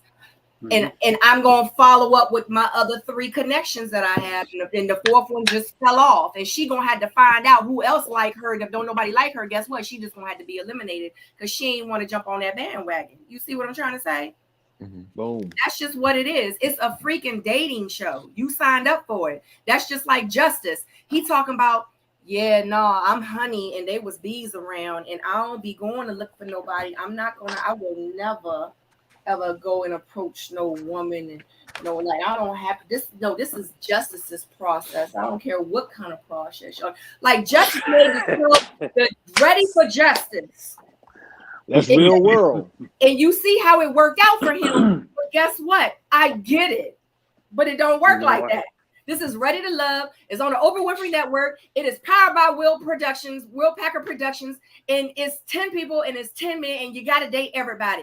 Period. You don't like it? Sign up for The Bachelorette. But you know what, though? Justice. You know what that sound like? That sound like Justice said, man, I don't want none of these women. So I'm going to just do whatever I feel like.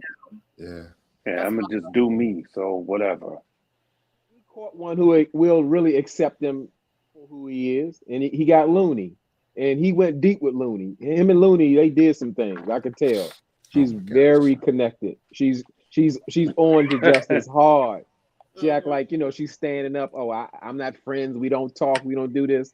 He go outside and just give her a look. She come back in. She hold right all underneath him. It's easy. Justice should keep doing what he's doing because there'll always be some loonies out there. Yeah, that's a good name for a loony to deal with Justice like that. Dang, I do have to go, y'all. Yeah, cool. Yeah. All right, Tyrone, because I know that it's getting late too, and I know we're getting ready to wrap it up soon, but I know you do have to go. Thank you so much for joining me. I appreciate you so much. You always hold it down. And to let you guys know, tomorrow is Single Soulmates, which is our Single Soulmates dating show, and Tyrone will be joining me tomorrow night at 9 p.m. on Single Soulmates. So don't forget to check that out. Make sure you subscribe to my channel and to his channel as well. But we're not done yet. All right, Tyrone. As a host. I'm about to say Ty will shoot his shot. Like I No. said, he's the MVP. He shot his shot at Tanika Ray, the host, and was serious too. And guess what? You won't make it if you don't shoot. And I respect that. Yeah, you only miss the baskets Alright. that you don't throw the ball at. And, Was you saying more, Sabrina? Nope, that's all. That's all. Oh yeah. I do gotta go. I'll see y'all tomorrow night. all right, my brother. As a host, I'm gonna try to hook up as many people as I can.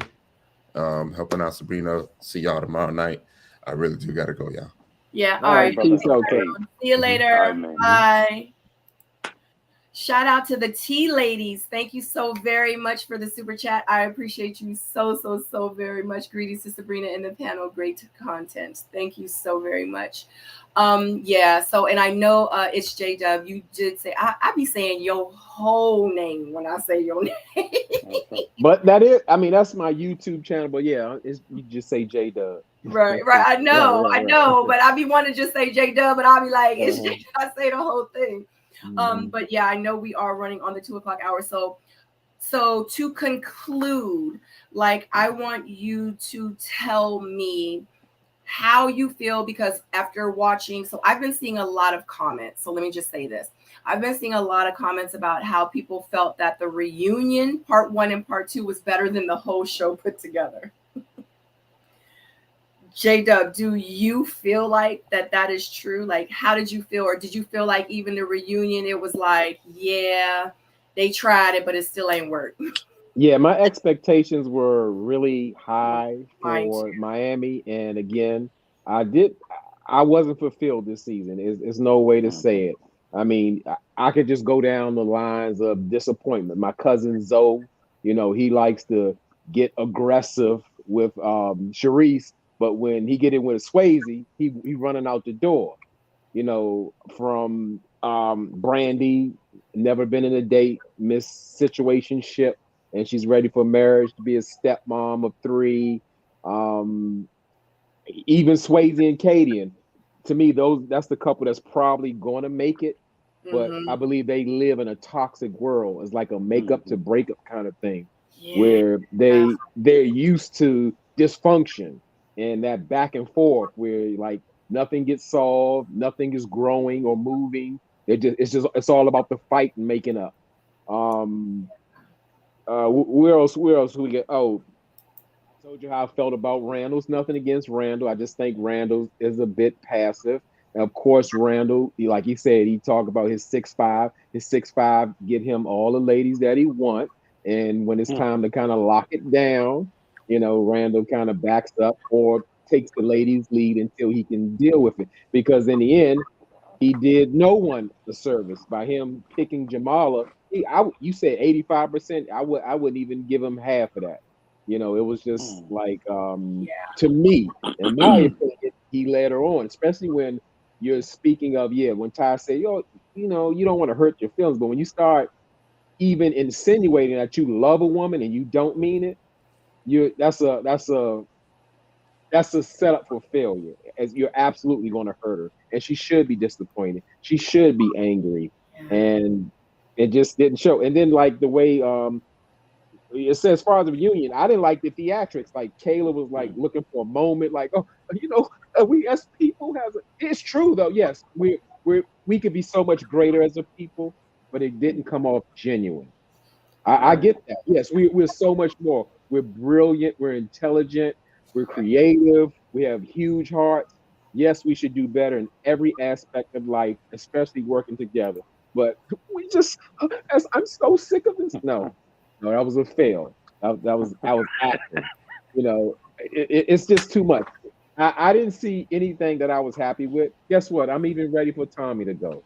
I'm more with P.O. I want to see someone guiding people. Yes, these are grown people, but people don't have a lot of people don't have basic communication skills. So people do need others to help guide them to what a healthy relationship looks like, or the beginnings of it, the foundation.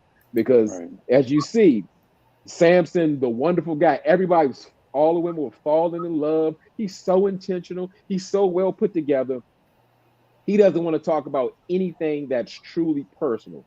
personal, about himself. He doesn't want to go there. He doesn't want to dig deep. He doesn't want to show himself to you. At the age of 50, no wife, no kids. What are we doing? It's okay to be single, and it's okay not to have kids. It's okay not to be married. But don't say I'm ready for love and I'm ready to go to the next step, and then tell Sharice you're going to marry her next year. Tell her best friend that and all that. You know, it's a reflection of what's really going on out in these streets. People, I just feel sorry for the women. I'm just going to wrap it up right there. I do. I feel bad. I feel bad. There you have it. Yeah. I feel bad too. I feel bad because if you really think about everything, like when Samson, and I mean everything, because usually when I review the show, I review it and I try to eliminate and forget the stuff that I've seen on social media all week long before I actually review it. You know what I mean? Because it was hurtful to me to see when Samson, and I heard that Samson said that, you know, he really wasn't feeling any of the women and he wasn't really feeling Sharice like that. But I remember on the show, you said that Sharice was your oxygen. You know what I mean? So it's like when stuff like that happens, it makes me feel a type of way. And it's hard for me to defend you when I want to. And I'm not saying Samson per se. I'm just saying just anybody, any of the castmates, especially because sometimes you grow to love these characters. You see what I mean? But sometimes they make it hard for you, especially after the fact. And then stuff like this comes out, or, you know, you find out the truth, or, you know, something has been exposed, and, you know, and it's just, it's hurtful and it's unfortunate to us. And then it's like, you know, we get ridiculed all season for saying, Sabrina said she didn't like me. Sabrina, Sabrina, I can't believe Sabrina, and then it's like, we find out, you know, you did get locked up for smoking weed, or you see what I'm saying? Or just whatever. I'm just hypothetically speaking. I don't mean that in general. And I'm not saying one in particular. I'm just saying, but then it's like, it comes out and it's just like, but everything I said was right. Like, but you tried to make me feel like crap throughout the process, you know? And it's just an unfortunate thing. So I just got one real quick question for PO. So do you get a lot of play because you're 6'5" too, PO? I mean, I think I always had that. Just cause, you know. Let me sit up for this one. Let me. No, but what it is what's crazy is because whenever I walk into a room, you know, it's like, okay, I know he's there because, you know, he's the tallest structure in the room. You know what I mean? But that doesn't turn into getting play. But you know, you definitely get recognition for that, and it is kind of, the play is what you make of that moment. But I don't think that. I think it's pretty shallow to say, you know, well, I got this height. I mean, it's just like, you know, you can say you got something else that, you know, or whatever, and that's like, okay, well, who cares? At the end of the day, I need to understand, you know, who are you for real? Like, how do you hold up in this relationship? How do you stand up as a man? You know, when we're back down in the corner, you know, do you come out swinging or do you come out running? You know, those are the things that's important, right? And so, you know, to make that statement, I think, come on, Randall, that was a little bit shallow. That didn't, you know, that doesn't translate well in terms of, you know, letting people know who you really are and why you know, you have other people. I mean, I get it. It probably was something that just free flowed off of his tongue in a moment because, you know, sometimes the show will catch you up like that. But yeah, nah, I don't think you get any, you know, any better or any, or I mean, you might, you know, if there's some women in the building that just specifically like tall guys, yeah, you'll get that. But I don't think it gives you a bigger leg up on nobody else. Be honest. P.O.'s playing a nice guy. I'm gonna jump in there. I can't speak for P.O., but historically, most women enjoy a taller man. I mean, he doesn't even have to look like anything. So that's a lot. Not all the time. I'm just telling you. It's just something, I don't know, it's genetically. Most women, not all, like a taller man. The taller, normally, the better. And that's just what it is. And I mean, that's just, you have a leg up. Well, I'll say this though. I thought J Dub. I thought you were short in the real world. Yeah, he thought I was a short guy. How tall are you, J Dub? Because I think you're short too. No, he's not. He's definitely not short. 6 Dub. I'm 6'2". Yeah. Are you, J Dub? Yeah. But no, he wasn't towering over. I was right there with him. So I was shocked. I'm like, no, I'm 6'2". Yeah, I saw J Dub. I'm Wow, like, that is so cool. I never thought. I always thought you were like 5'5". Right. I don't know why I always thought you were so short.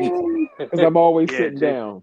Right. J-Dub. Wow, honey. Yeah. After you said that, you better let everybody know that you're married again. Let everybody in the beginning, you gotta watch the replay. J-Dub is married. We said it in the begining. Yeah, He's married, guys. Mm-hmm. Oh, Yeah. Wow, that's amazing. I was standing side by side. I thought I was gonna be looking down on him. Right. And he was like right up there. I'm like, damn, okay. Yeah, exactly. Deja Vu said facts. Don't show me, don't tell me. So hence in the beginning, okay, so hence my season when Walter was like, or no, Moomin was like, yeah, because not even Moomin, everybody was like, everybody knew like you were his number one. P.O., you were my number one too. You can say all day long that somebody is somebody number one. If the person don't feel like it, it means absolutely nothing. That's why I was like, why did I have to call you? You would have been on my line like, hey, boo, what you doing tonight? What you doing today? How you feeling? No, I wasn't getting any of that. You know what I mean? He didn't have to. He had options. He did. And he had to, he could have just waited for you to come to him or be on his line. So that's what it is. He had options, and that's fine. I didn't mind the fact that hey, Stacey B. I didn't mind the fact that he had options, but the thing is don't have options and pick me and choose me and say I'm your number one, but in real life, I'm like number 6. You know what I'm saying? Yeah. No doubt. Like I really did. Like I really was thinking I was gonna come out of this in a situationship at least. You know what I'm saying? At least a situationship, That's what she said. Right. Now y'all getting out. What you say? I'm late for 5 minutes, and y'all go into the man height stuff. 5 minutes? You mean like 155 minutes? We was about to get off. We was doing our closing statements.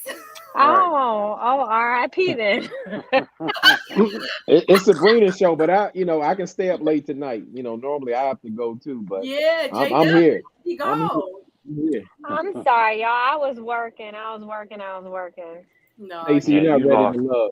Working and not working. Working and not working.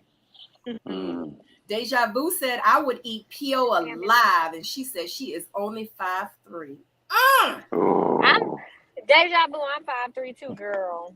Well, would you eat P.O. alive? I would not eat him alive because I met him in real life. And what happened was he got that big old bear hug, but it ain't big, but it's just tall, but it smells good without all the fur. Well, it sounds like y'all need to. He smells like his credit score is 850. How you smell expensive? I mean, well, I know how you smell expensive, but how you smell like you pay your bills on time? Like how you smell like you get your oil change every every 3,000 miles? No, ma'am. Let me tell you, P.O. smell like he get his oil change every 16,000 miles. Okay. Oh my God. Well, guess what? Tomorrow night on Single Soulmates, debuting season premiere at 9 p.m. If you are single and if you are ready for marriage, ready for love, ready to date, or ready to play, you definitely want to be on this platform so you can shoot your shots to other singles that's going to be watching. Anyway, I can't wait to see that. Oh my gosh. And we're also going to be, so it's not just a dating show. I mean, it is a dating show where you can meet each other and really try to meet someone. But we're also going to be talking about dating stuff. Like anything and everything that has to do with dating. What are men turn off? What are the women? Why are we turned off by things? What do women really look for? Like, do we like it when you come to bed smelling like cologne? Like, you know, so we're going to be talking about all dating, everything. So this is something definitely you want to, you want to catch. And also too, come on screen with us and shoot your shot. I want to know exactly who you are, where you are, and what you're looking for. Men, women over the age of 18. So anyway. What time does that start? It starts at 9:00 on Fridays, and it's going to be season 1. And season 1 will go all the way up into the last Friday. Will be the Friday before Ready to Love Miami. Hey, part 2. Part 2. We'll So Miami. We'll see if it's another boring season. I'm scared. Why are you scared? I'm scared because I'm like with P.O. Yeah. Well, what's up? Yeah. What I do? Which one of y'all said something boring? Oh, Miami. I was bored with this one. Right. So I hope it's not boring as well. Yeah, I mean, it didn't start really getting good until like episode 10. Baby, they can say what they want, but Sharice and Katie and made this season, and if they wouldn't be them, the paint would still beat the show. Yeah, I know. Well, they've been identifying those show people lately these last couple of seasons. Well, thankfully they did, because we wouldn't have much to watch. Hey, listen, I got broad shoulders, and I needed them to carry that show for our season. Oh, Jesus. You know what I'm saying? Yeah, I had to carry that. I had to carry it. But no, seriously. They have been, sort of just like finding 2 people to carry the show since season, I don't know, 5 or 4, whatever you want to call it. Like you guys' season, so I'll tell you, my favorite season was Houston because it was more organic. It was less dramatics. I mean, you have your normal drama, but it didn't seem like it was infused and, contrived and all that stuff. It seemed like, people were really able to build connections, and it actually seemed like Tommy actually talked to you folks, and we didn't have that. Tommy was very involved in our season. I had a good time. Like it might not have worked out like how like when I first entered the process, like the outcome wasn't what I was expecting because I thought I'd walk away with someone. However, I don't have any like negative feelings about the show. Right. I feel you. I don't think I have any negative feelings about the show. I think that I was hoodwinked a little bit though, because like the way you see it, like when I look at the show, when I watch you guys' season, and I see Tommy in the lounge and all that stuff interacting with people, I'm like, oh, okay, Tommy's a cool dude. But in our season, at least I'll say this, in our season, I think Tommy, like we had just a 2-second conversation. What's up, Tommy? Hey, how you doing? Sit down.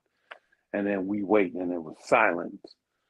And then, he would do his thing. And then right after we wrapped, he went out the one door, and we had to go out the other door. So it was never really, we didn't have that, that talk across the table like, oh, yeah, you know what, if you guys want to talk and figure out stuff, call me up. We didn't have that. Now, I understand, like, you guys did, Houston, like Jay, what you call it? Jay Brad. Jay Brad had, had that relationship with him, and he talked to you guys like that. But yeah, no, it was like the Wizard of Oz. You know what I'm saying? We show up. I think it was just select people that he had that type of relationship with. I don't think it was just open door. I just think it was just that relationship that you sort of built with Tommy outside of film. Well, it was yeah. See, for us though, we didn't have an opportunity to build. Yeah, they don't. They won't give you. Yeah, they won't. Yeah, like we show up, boom, and he do his Tommy thing, and then he's out the door. So it's like, damn, like I don't even get the chance to chop it up with them. Like I never had a chance to chop it up with the dude from day one. Like, when I first met him at the mixer, and he came out, and then he left. Like, who knows where I don't even know how he gets out of there. But yeah, I never really had any like real talk. You be seeing him, and then he'd be like, and you look around, and he's gone, and then he shows up again. He just be there, like. So yeah. But I mean, so I was saying that to say that you guys had that organic, sort of flow. Tommy actually talked to the brothers. You know what I mean? He actually probably gave those dudes his number, and they called him and and just asked for advice or whatever, and maybe even mentored them or took it to another level. And so the drama wasn't ranked up. You saw it looked like it was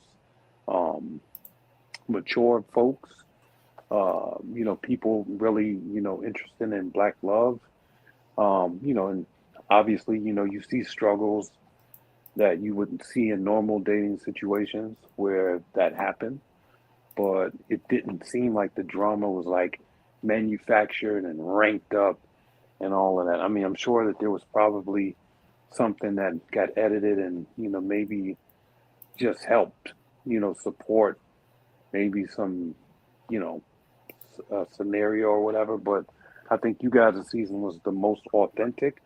It was the most genuine. Yeah, I think so. I do. And then I mean, when I look at our season, there's no way in hell, because I know how I was feeling, and everything that I was feeling, wasn't shown. Like I wanted out. You didn't see that. I saw other relationships with the way that other people were, and that didn't translate well when I when I watched it back.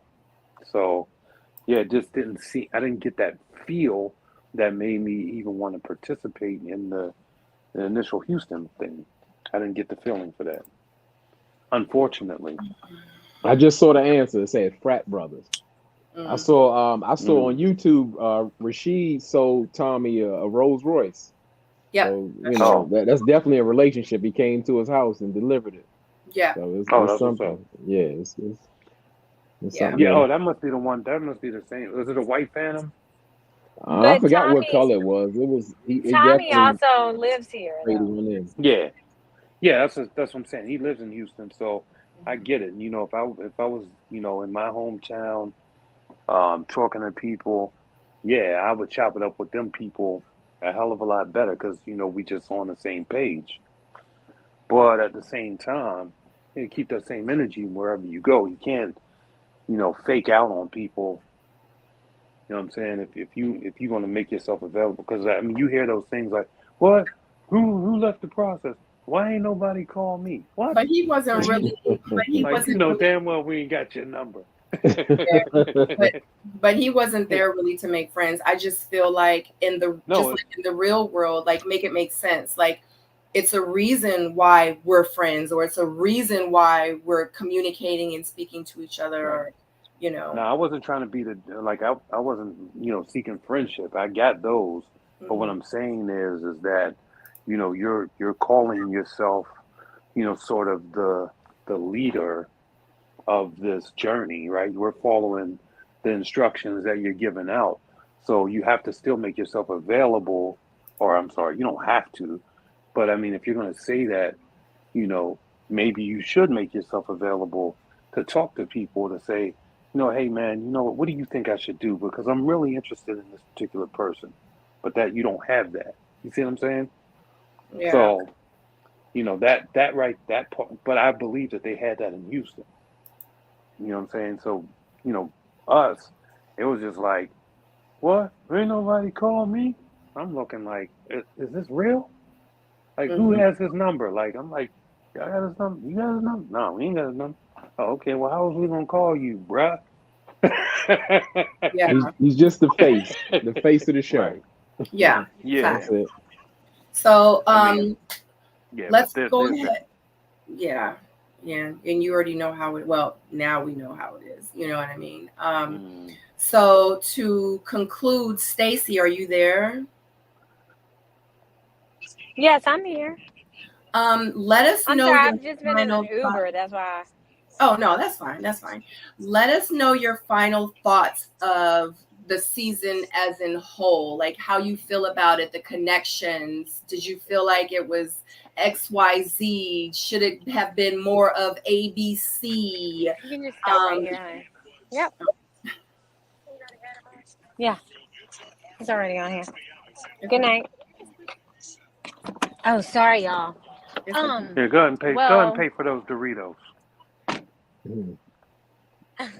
Hush. Hush. Did you want us to? Did you want us to come back to you and give you like a few minutes? Yeah, come back to me so I can get my thoughts together and run up these stairs. All right, I'm gonna put you on mute real quick. Okay. I think we heard from. Hold on, we heard from both of you, didn't we?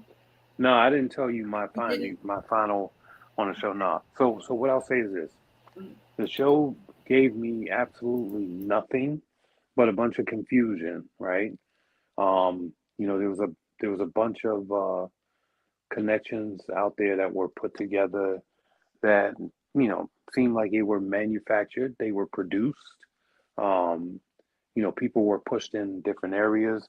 I don't think that there was a whole lot of people there open to to receive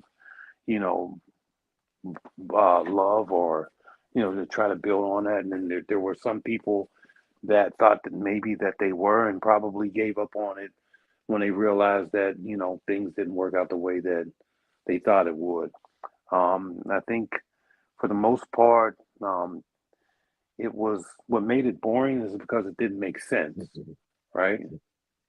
And are y'all hearing me? We hear you. Sabrina's just dancing to a comment. She's excited. Okay, gotcha. She just got nominated for it. No, because my noise cancellation kicked in, and I'm like, oh boy, okay. Oh no. So yeah. So I'm going to be the new co-host. They just don't know it yet. For the ladies' lounge. Got you. No, but at the end of the day, the nothing made sense. It didn't have a rhythm. The flow didn't make sense. The dates didn't make sense. The connections were not forged. It seems like they were produced during the last couple of episodes. I feel like at the end of the day, they got to get it right with Miami Part 2. They have to make, if they're going to do storylines, they have to make the storylines not only make sense, but it has to be digestible for the consumer. We should not be able to see where there's editing and things of that nature. So, end of the day, if this was a scale of 1 to 10, I'd give it a hard 6.5. J-Dub, on a scale of 1 to 10, 1 being the worst season ever and 10 being the best season ever. Let's go with a soft 5. You said a soft 5, so that's like 4.9. Yeah. I mean, and what P.O. said, he's expecting they getting it right. They didn't get it right. They went from Love and Marriage. I said Love. I got the wrong show. Ready for Love DC, and then now they're going to Potomac with millions of sexy singles with a population of 40,000. It's just no. They just need to go back to the regular format. Like I said, let me needs to know be in the restored. comment section what you guys think. Rate it from 1 to 10. You tell me in the comment section what you guys feel. That's crazy. So everyone, just to let you know real quick, you know that there is going to be, because I know you see the flyers up for Ready to Love. It's going to be in Dallas, and they're getting auditions for that. They're getting people doing that. But I need you guys to understand, they're doing another season of Miami, and that's going to be aired in January of 2023. So it's 2 Miami guys, just to let you know. And then after this Miami, it will be in Dallas. So just to let you know, real quick before we get to Stacy, I'm sorry to cut you off, J-Dub too. KC says, wow. She said a -3. Come on, guys. I said on a scale of 1 to 10. No, y'all heard me. Y'all know what I said. What? Oh my God. Wow. Oh, they killing them. I was generous, I guess. Wow. Yes, you were. Wow. Oh my gosh. All right, Stacy. Give us your final thoughts on the season and everything just as a whole. First of all, I'm hot and sweaty because I was doing a marketing event. Well, you look beautiful. During the tailgate of the Texans Philly game. So I'm like gross running in the house. Anyway, I was very underwhelmed with this season. I feel like if there's not love, it's got to be drama. So the overwhelming taste of drama is because there was like little love there. I am happy that we did at least get Swade in. And I don't know what Bryke is, or Mindy, whatever you want to call it.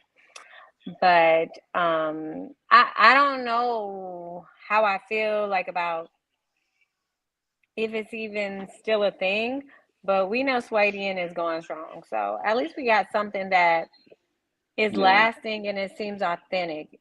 You might not like a personality or whatever, but at least like you can tell they care about each other. So I'm happy that there was like a silver lining and someone found love.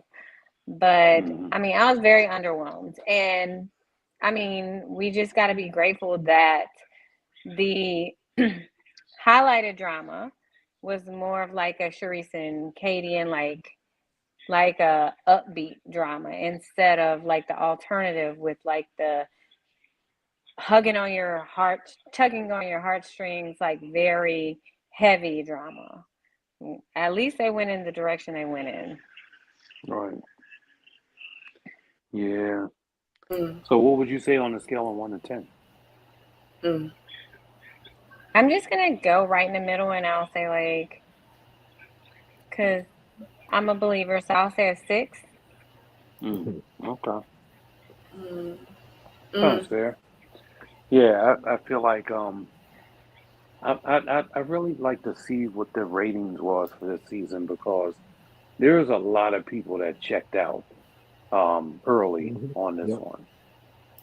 I mean, look, J-Dub didn't even do his YouTube thing. They didn't give him enough content. A lot. You know what I mean? To really get to it. Jamie Alexander, the girl the woman that with the braids, the long braids, and Gus, they used to review the show. They didn't do it. They would come on my panels, but they didn't review it at all either. Yeah, like a lot of people, they just was like, we tapped out. Yeah. I mean, you know, you go from, you know, all of this sexualized stuff from our season, and then you put the fire out, and like it was totally boring. Like, there wasn't even no drama. Like people wasn't throwing chairs at each other. You know, there's nothing to say. I want to come back next week to see what happened. There was nothing. It was like, you know, like, and then even if you're going to have boring, or if you're going to have no drama, at least have authenticity, and that was missing. So, I mean, that was just like, I'm just real. I'd be real interested to see what the Nielsen numbers look like for this season. P.O. So what did What's you up? think was the fakest thing about it? Like, who or what was fake? Like the fakest of the fake. Like, I ain't believing that. This is why I'm Okay, checked so out. all right. Well, let's start off with the football player guy, right? What's his name? Devin. I don't think that there was anything authentic with that guy. I thought he was there for entertainment purposes only, right? And I actually thought that he would last longer because he was probably the one person that people wanted to look at to see if he's going to F something up next week. And they got rid of him early. So I just didn't see anything coming from him at all. And after he left the show, it got extremely boring. Like there was nothing like no standout connections, right? Like you didn't see people gravitating to one another saying, you know what, I'm after you. Like I'm coming and I'm going to be relentless in my pursuit. Whether it was male or female, it was just like, oh yeah, girl, he look good, or yeah, she nice, but I still got to see what's going on out here. And they said that all the way up until like damn near episode 9. Like, so where's the authenticity? By episode 9, you're so far knee deep into this process that either you don't want to be there anymore, or you want to take the person that you're with and leave. But you didn't see anybody like fighting for relationships together. It was, oh, I'm feeling him, and my passion is here with this man, but he's like, I don't want you. So that's not a connection. Like, just because somebody wants somebody else real bad doesn't mean that that's a connection when the other person doesn't respond that way. So, I just think that it was just BS. Can I And ask you this saw a question? lot of that. What's up? Shout out to KS for the super sticker. Thank you so very much. I appreciate it. Thank you so much for showing me love and the support. Real quick, guys, because this is something that I have not seen a lot of people address. I've addressed it on a couple of occasions, I think by myself when I did my live reactions, but I want to hear it from you guys. I wish, and I don't even think I've even asked Tyrone, and he and I, we've been on screen together a lot. How did you feel about how Zoe acted towards Charisse? Okay. I'll say, well, before I say that, let me just say this. I was confused with everybody at the reunion really quick because I meant to say this about how all of the ladies was in yellow and gold, and I thought that they would have cleared that up at the beginning. Yeah, that didn't make sense. Yeah, I was like, what the hell? It was not planned. I did an interview with one of the ladies on the missing link. I can't remember who. She said it was not planned. I think it was Jamala. It was Jamala or Kayla. They said it was not planned. No, Charisse. Yeah. But they asked you. What are you wearing? We have to get it approved. And they were like, girl, by then they was like, they just ain't care no more. I was like, what? Because they gave us a hard time. But anyway, let me let y'all get into it. Pio, tell me how you felt about how Zoe acted towards Charisse at the reunion part 1. I want your right. So when I look at those types of scenes, I look at my daughter, my 27-year-old daughter, and look at another man talking to her like that, and how the rage in me would want to go and take my foot and break it off in his ass, right? Because even if you feel a certain way about a woman, there still is enough respect there that you have to reserve just from a man's perspective of how you treat women to not talk to them in that way. There is a way to articulate how you feel, right? There's a way to be respectful or at least be tactful in your delivery enough to, to send the message across without being mad, disrespectful. I think from a man's perspective, I don't, that's like street stuff. That's stuff that you do, that's hood stuff right there. Like, nope. If you're talking about you have a $32 million portfolio. That's not how a businessman or somebody with class talks to somebody else. So I think that was very uncalled for. Like I said, him feeling the way that he feels, that's his feelings. I can't take that away from him. But how you articulate that and the way that you push that out, and hopefully he doesn't have daughters, but how you push that out, that says a lot about your character. I don't think no woman deserves to be talked to like that ever.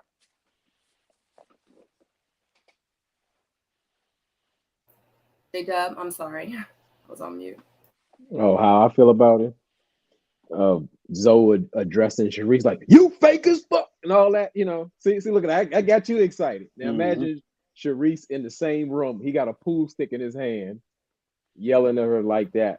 And I'm going to lay some of the responsibility also on production, Tommy and whoever, because they're always speaking about respect, and that should have been addressed in that moment. And if they had to bring Tommy out his trailer or somebody, security, and let him know he needed to be escorted off the premises until they could sort it out, whatever they were going to do, because at any time, that was never okay. I thought it, like I said, I thought it was very aggressive. I mean, they say you shouldn't use it, and I don't believe in that. I call a thing, and I was very disappointed in him. And not only that, it just shows that how erratic he was, and I'm gonna say how much of a coward he was, because he got into it with Swayze when the young buck jumped up. Didn't say that nothing. same energy. He retreated. Was like, yeah, he retreated. Like, and then he went to his Range Rover Sport and started talking about, having a $35 million portfolio. That shows what type of man he is. And again, still going to go back to Tommy. That should have never been tolerated. Sharice should have been assured that nothing like that would ever happen again, that her safety and comfortability and all the ladies were at the forefront of everything. So it was just, it's a sign of the times where now comfortable with things being backwards and upside down. Back in our days, that would never be tolerated. Even another man would intervene in some way. We're not asking anybody to be the hero, but it's certain things you can't do in a room with a man, a real man. Facts. Something's going to go down. It's not. We're just not going to look the other way, because who would want somebody talking to your sister, your daughter, your mother, anybody like that? Like, that's okay, because that was uncalled for. Like P.O. said, we all have a right to say what we feel, but you're in an open forum, a platform. You can, if you can't express yourself better than that, you should leave. Right. Mm-hmm. Right. Because it seemed like his thing was, when, like, especially at the reunion, it felt like his sole purpose of being there was to give her that delivery. Absolutely. Right? He kept saying that. Yeah. And so, you didn't see much out of him for that. And I mean, I get it. Like, their reunion probably was shot, like 2 months or a month or two after after they wrapped up or whatever. You should have been at least cooled off enough to where you can have a civilized conversation. She said she tried to reach out to him, but he didn't respond. Right, exactly. And I mean, I could get her trying to break the ice and say, look, I'm just reaching out to you. I know, last time we didn't really, hit it off, and I just want to, whatever, give you this olive branch or whatever. Right. Maybe she was looking for some dialogue, because I think for a woman to go through that, I feel like, she probably had, I don't want to say anxiety, but some trauma, that she was trying to clarify, what I mean, by reaching out to him. And, when his response was F you, that probably confirmed her fright or whatever, emotions she was experiencing from him in that moment with the pool stick situation. Mm-hmm. Do you know what I mean? So I feel like, she tried to extend the olive branch out by, asking him like, hey, how are you? Like, are you okay? And, he took it as in, why are you reaching out to me? Like, leave me alone. Like, but my thing is like, I get it, because we are on national TV, and at the end of the day, we're still humans. So that's how she was kind of looking at the situation, like, dag, like he showed his ass on TV, but let me still reach out. And because he had so much life, my thing is let me say this, and I know psychologists, I ain't never been to college for this stuff. Why was he that mad? He was big mad. Right. He was that mad because he was rejected by Charisse. Like, all of his connections fell off. Like, if we go back to the episode with the race cars where he did blow up at Charisse, was like, he was just at the bottom. Tommy had just counseled him. So he's in his feelings already. He's in his arrogant zone. Like, how dare Tommy tell me what I need to do? So then we go into that episode, and what's the first thing he did? He trying to beat the women.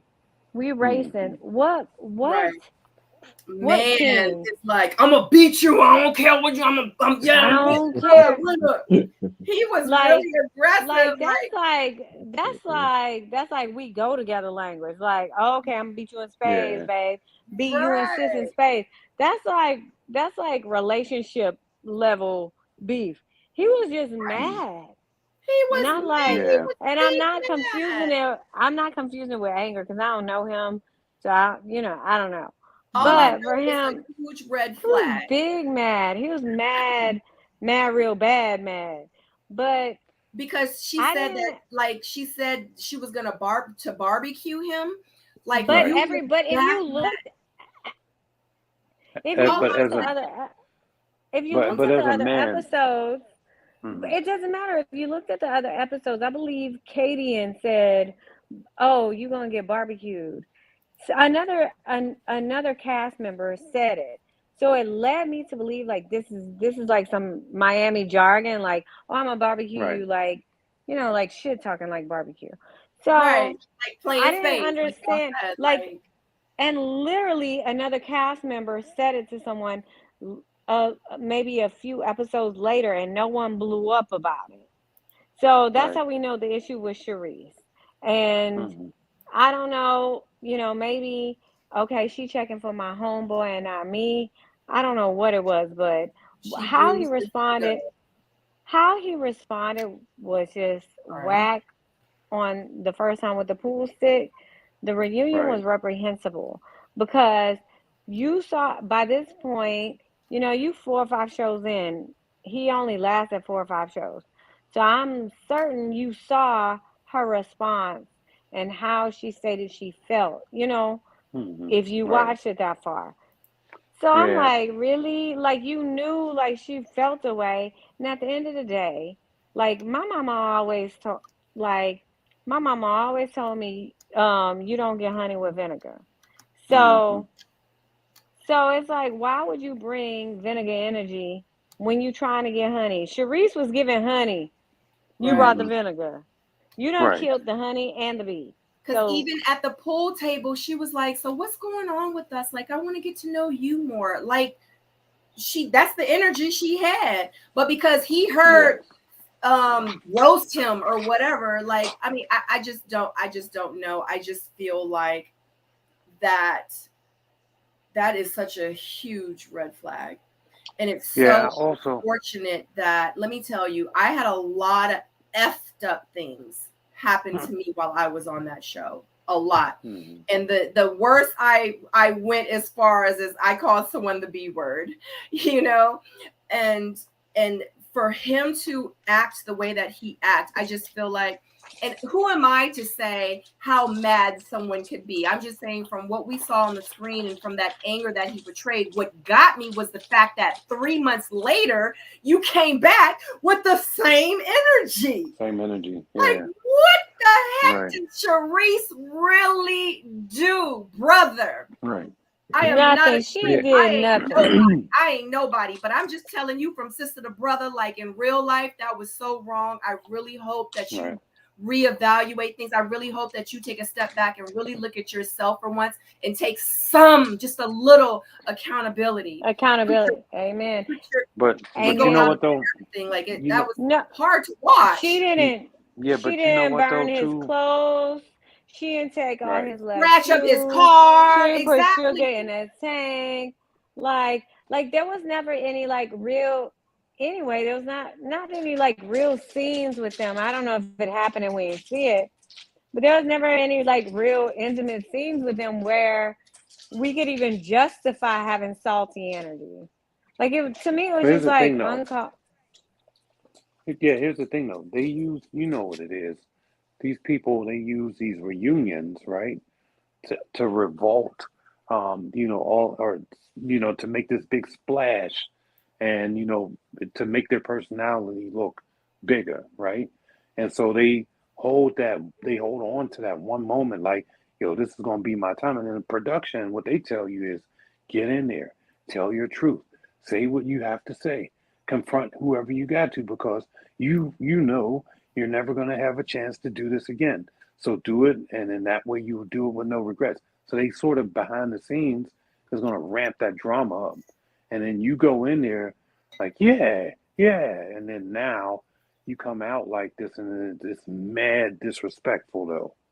Like it's mad disrespectful, and I've seen that, even on our season, which a lot of that stuff got edited out with, thank God, you know what I'm saying? But I've seen it in real life, and I'm like, yo, like, y'all was really sitting there holding this, like, really? Right.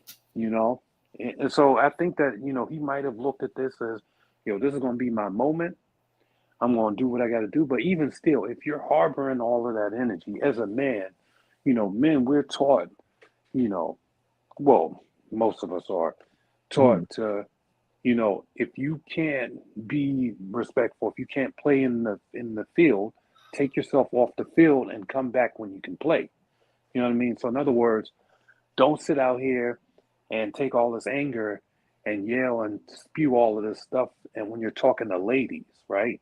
You're talking to a lady, like somebody that's not going to punch you, or that's not going to strike back and hit you hard, because there's that fear there just just in general. I'm a woman. I'm not going to do, X, Y, and Z. So as we saw, Swayze took the position that Charisse would have taken, right? And the whole energy changed. The dude left he got out of there. He went home when it came to Swayze. If Charisse would have said that, it would have been like ramped up even more and even more and even more. So there's something else that he needs to work through right there. Like that's a teachable moment for him mentally, or whatever he's struggling with, to address that issue and use that to make himself a better man. When you watch yourself, I hope so too, because when you watch yourself on television and you see this is the character that you represented, right? You have to make, I mean, you don't have to, but you should. Do he have kids? And I'm sorry to even ask about kids, because I don't like people kids. That I don't know. But I have to go back and look. I mean, I just feel like the fact that let me explain something. In my very first scene, in my casting scene, I talked about a man's size. And it was so crazy that was the only thing that they used when they were like, so what do you look for in a man? I was like, I want him to be tall. I want to be this. I want to be that. I want to be blah, blah, blah, blah, blah, blah, blah, blah. And well, what about his package? Oh yeah, he got to have because he got and that's the only part that they played. That's on TV forever. Facts. Forever. How they edit it, whatever. I know all about that. I signed that paper saying that they can edit it however. So he's going to have to, in real life, if I was never on the show, if I never reviewed the show, if I don't know nothing about Ready to Love, I'm just somebody that's just out here that's just watching the show. If I was him, I would feel so embarrassed. Right. Exactly. So embarrassed that this footage is out here for the world to see forever. And guess what? It's Netflix. It's like, this is on TV forever. And that was one of the things, that's the only thing that I regretted saying on screen. But y'all know I'm real 100, you know what I mean? Like, about who I am. I don't, sugarcoat nothing. I don't regret nothing, but I wish that they wouldn't have just exploited that one comment that I would have said. Right. Now when my daughter gets older and she looks back at that, it's going to be like, dang, Mom, Dang. it wasn't even that bad. It wasn't even that bad, because when she gets older, she's going to be like, yeah, Mom was right. You see what I'm saying? But at the end of the day, for him to act like that on national TV forever, that's going to haunt him. And I don't even think he sees and knows the severity of his actions. He don't even get it. Maybe he does now. Maybe he doesn't. Yeah. I don't know. Maybe that 35 million portfolio, it just don't matter. And that's what I was going to say. He's managing a $35 million portfolio. Yeah, he ain't got time for all that. Yeah. I mean, when you do that, I mean, just being business savvy alone, like, two things can't exist in a sentence. You can't say that I'm disrespectful AF, but I'll manage a $35 million portfolio. Right. Well, the chances are someone that's contributing to that portfolio has a daughter or is a daughter. Right. So Yeah, exactly. unfortunately for him, and I don't think that is deep enough to affect his job or his career or anything, but it should affect the level of self-awareness. Like, okay, this is how you come across. This is a boundary. Learn how not to cross it. And for it to be like 3-4 months later, after the show finished airing, and you still having this energy, that's the energy you wanted seen. You wanted to look like you don't back down. Right. Not even from a woman. And sometimes, like, when you're talking to a woman, you can put a woman in her place, and you can do it respectfully. You can use the words. Your words are powerful, right? But your words can at the same time be unpowerful, right? And when the choice of words that he used fell flat because it started to reflect on character, right? Whereas if he would have articulated this and said, listen, there's just some things that I never agreed with you about. And, for me, this has skewed the type of character that you are.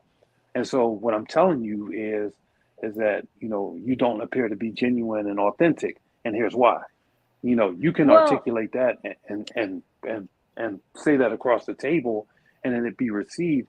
You don't have to be so harsh to, tell them, oh, you fake as F and all this other, like, this is a lot. Yeah. So what we can see is that, like, the better matches for him will be like a quiet, docile woman, and that would not be, but that wouldn't be, many of the women that are on the show, because to even, y'all know what it takes for us to give up all of our disaster, because a docile privacy. woman, it's limits. Everyone has their limits. And if I'm docile, and this is how you're talking to me, and this is how you're talking to me every day, and the reason you keep talking to me like that is because I keep allowing you to, because I'm docile, it's going to become a day where I'm not going to be docile. I'm going to be sick of it. And the ending is not going to be how it should be. And it's going to be a bad ending, and like, I don't know, but I don't know. I guess. Well, the other thing, I think Sabrina, not to interrupt your train of thoughts, but I think the other thing is that he was limited to listening to the men's lounge. And if what Samson was saying was true, then, people had a lot of negative things to say about Sharice. Even though at the reunion, Sharice cleared that up and was like, everybody wasn't negative about me, and the men were agreeing. Anyhow, right. He saw the negative feedback Sharice had gotten, the negative energy that she had gotten in return, and he thought that would justify him getting at her in whatever way. Like, whatever disrespect that I give you, people are going to accept it and justify it because this is the kind of woman they think you are. And I always err people on the side of caution for that, because I'm like, y'all know how people used to think because you wore short clothes or tight clothes, you were fast or something like that. You know how people are always trying to place some kind of title on a woman based on how she looks. Right.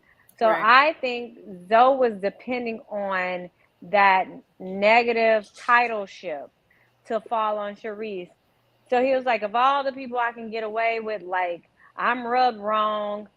I don't have any positive feelings about this environment, the show, whatever. If anybody breathes, I ain't gonna say nothing. But if Sharice breathes because of some negative feedback she's gotten, I'll probably be safe. So that's how I took it. And I was like, really? Because it's disrespectful. It doesn't matter, and this is something I tell my son. It don't matter if a girl is in your face. It don't matter what she do. You can't react at all because you're going to be automatically wrong. Whether she was right or whether she was dead wrong, you cannot be disrespectful. Yeah. Yeah, that's true. Because that's a lady. I mean, that's the thing. Like, you have to be able, like, to manage this woman's feelings. Like, when you're talking to manage his anger issues, that's what he needs to manage. Understandably, Sorry, No, I get that. I was on live for a second. No, I get that. And I mean, I don't know this brother personally, right? I don't know what he's dealing with. I don't know what he's not dealing with. I mean, he might be a great person, a great guy that has some things, that has him, short-tempered or whatever. Who knows? Whatever it is, though, I feel like that needs to be worked out. And, if you're talking about successful relationships, if you want to really create that, if that's what you're, trying to achieve, then you will look back and you will, self-examine, and you'll say, this is an opportunity for me to better myself. And, this is maybe somebody can help me unpack what really, sets this rage off. But ultimately, too, it's a shame when a woman trusts you, right, in this environment, right, because it's supposed to be a safe dating environment, the show. And when she trusts you in terms of believing that, you won't harm her emotionally, by way of, verbal assault and things like that, and then you deliver just that. I mean, that's another problem in and of itself. You know what I mean? But ultimately, yeah, like you said, this checks down to where he has to really go out and say, who am I? You know what I mean? Like, how did I get to this place? Who hurt me, or, what is it that I didn't have or that I'm not getting in life that's making me, sort of pop off like this when it relates to No, women? you don't. He does. No. What's gonna happen is he gonna pop off on the wrong one. He gonna pop off on the wrong one. It's not gonna be like a Sharice. It's gonna be more like a Sabrina.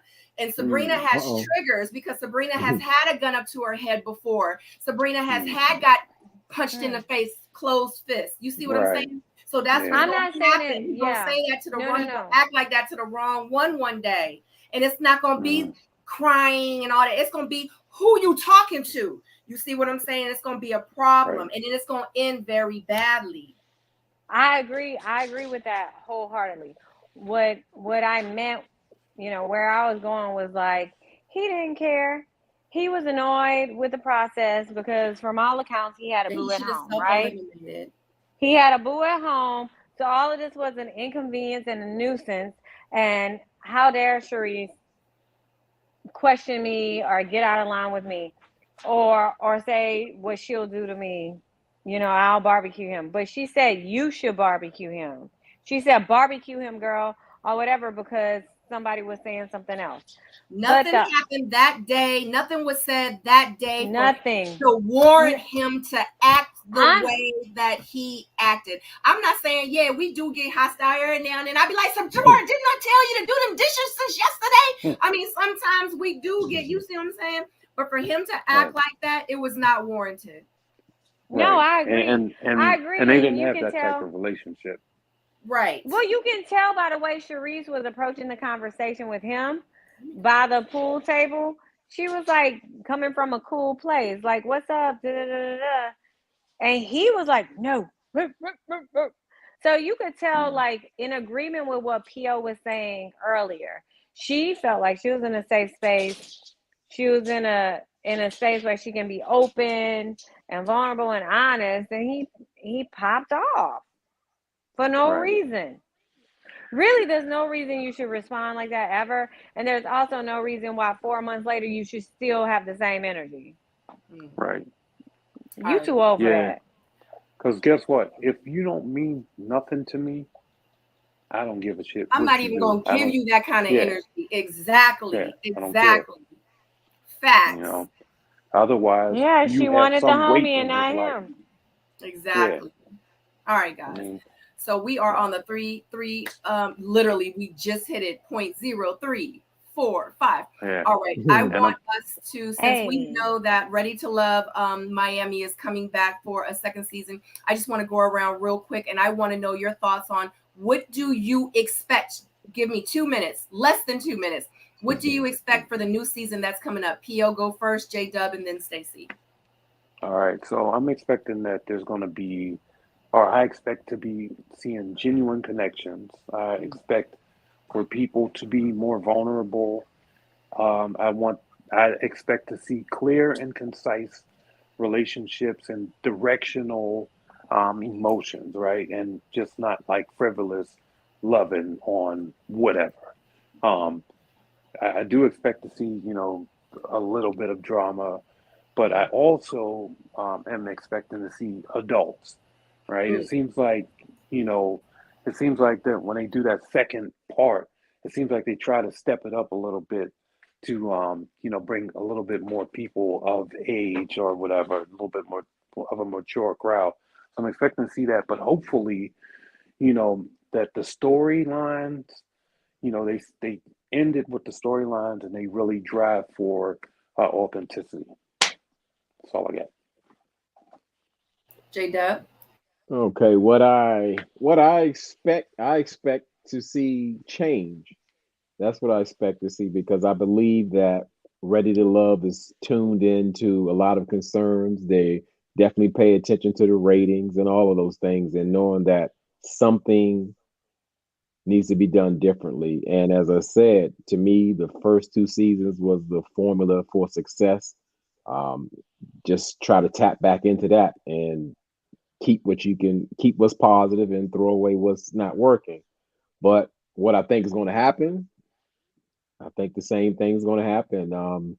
It's going to be geared, whatever they have to do for ratings and not for people actually trying to find love. And hopefully this time it'll be a bit more entertaining. That's what I got. Stacey B. Well, you know, like, I'm a firm believer in love. So my hope is that we'll see some love, some connection, some kissing, some magic. You know, I want to see it. Now, J-Dub, I disagree with you. My favorite seasons are seasons 2 through 4. The real 4, not Sabrina's 4. She's 5. But no, not in a bad way, Sabrina. But, you know, like, you know, after the resort, all the numbers got all thrown off, and we were like, we were this season, and then when we right before it aired, right, they counted as a resort. As a resort, but, exactly. FYI and for everyone. Sabrina, I even like I enjoyed you guys this season.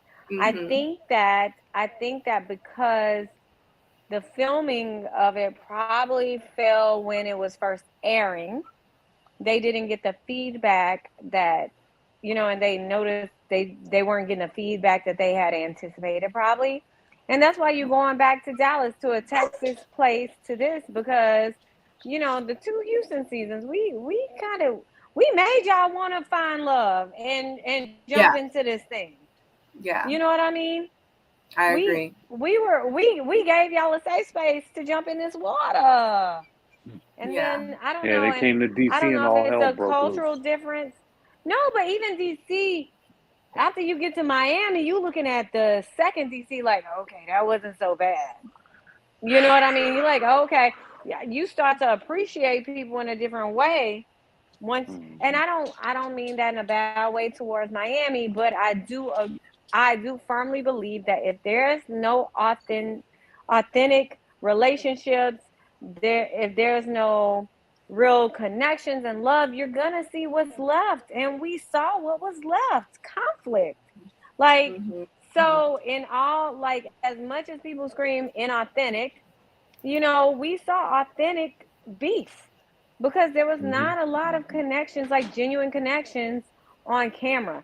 Now, afterwards, after you go through this and after you figure it out, maybe some more people have connected that we don't know about. But I mean, I'm excited to see Dallas.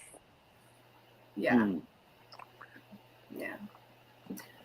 Well, I'm excited to see Miami. I want to say it doesn't matter what I want to see. So I'm going to tell you what I think we're going to see. We're going to see a lot of drama. We're going to see Ready to Love and hip hop and fight. We're going to see a lot of controversy. We're going to see a lot of what we saw in Miami this season. We're going to see more of that. I think we're probably going to see our first fight. And I think we're definitely going to probably have even more actors and actresses. And we might have maybe a possible connection. And I really do hope that Tommy is good enough to host. I know a lot of people are like, replace Tommy, whatever. But Tommy is a great host. And the reason I say that is because he does his job well. Okay. So I do hope that Tommy does come back. Now, I would like to see another host, like how because I love, guys, I love Married at First Sight, where they have the different coaches come in and then they talk to all the different couples. Like, I love that concept. I think that would be really, really tight. But unfortunately, this ain't that show. I think this is the show, like Love and Marriage DC. Like, I just feel like this is that show and that's what it's turning into. I have given up the thought of thinking that true love can be found on this show. If it is found, I would love for that to happen. But if it does not happen, that's absolutely fine. You know why? Because I have already given up all my expectations of it. Now, some of you still go into the expectation of thinking, oh God, this is supposed to be about love. Like, what is this? I want to see real love. I want to see real couples. Why? But you tune in every season. You tune in. You do. Stop it. You know you do. You know what I'm saying? And that's just the reality of it. And guess what? I love it. I'm here for it. I'm one of them people that love and hip hop and housewives and all that drama. Guess what? I love it. And if that's the direction that they're going into, one thing that I'm going to have to do is change my perception and change my thinking of how I want it to be and just enjoy the freaking show.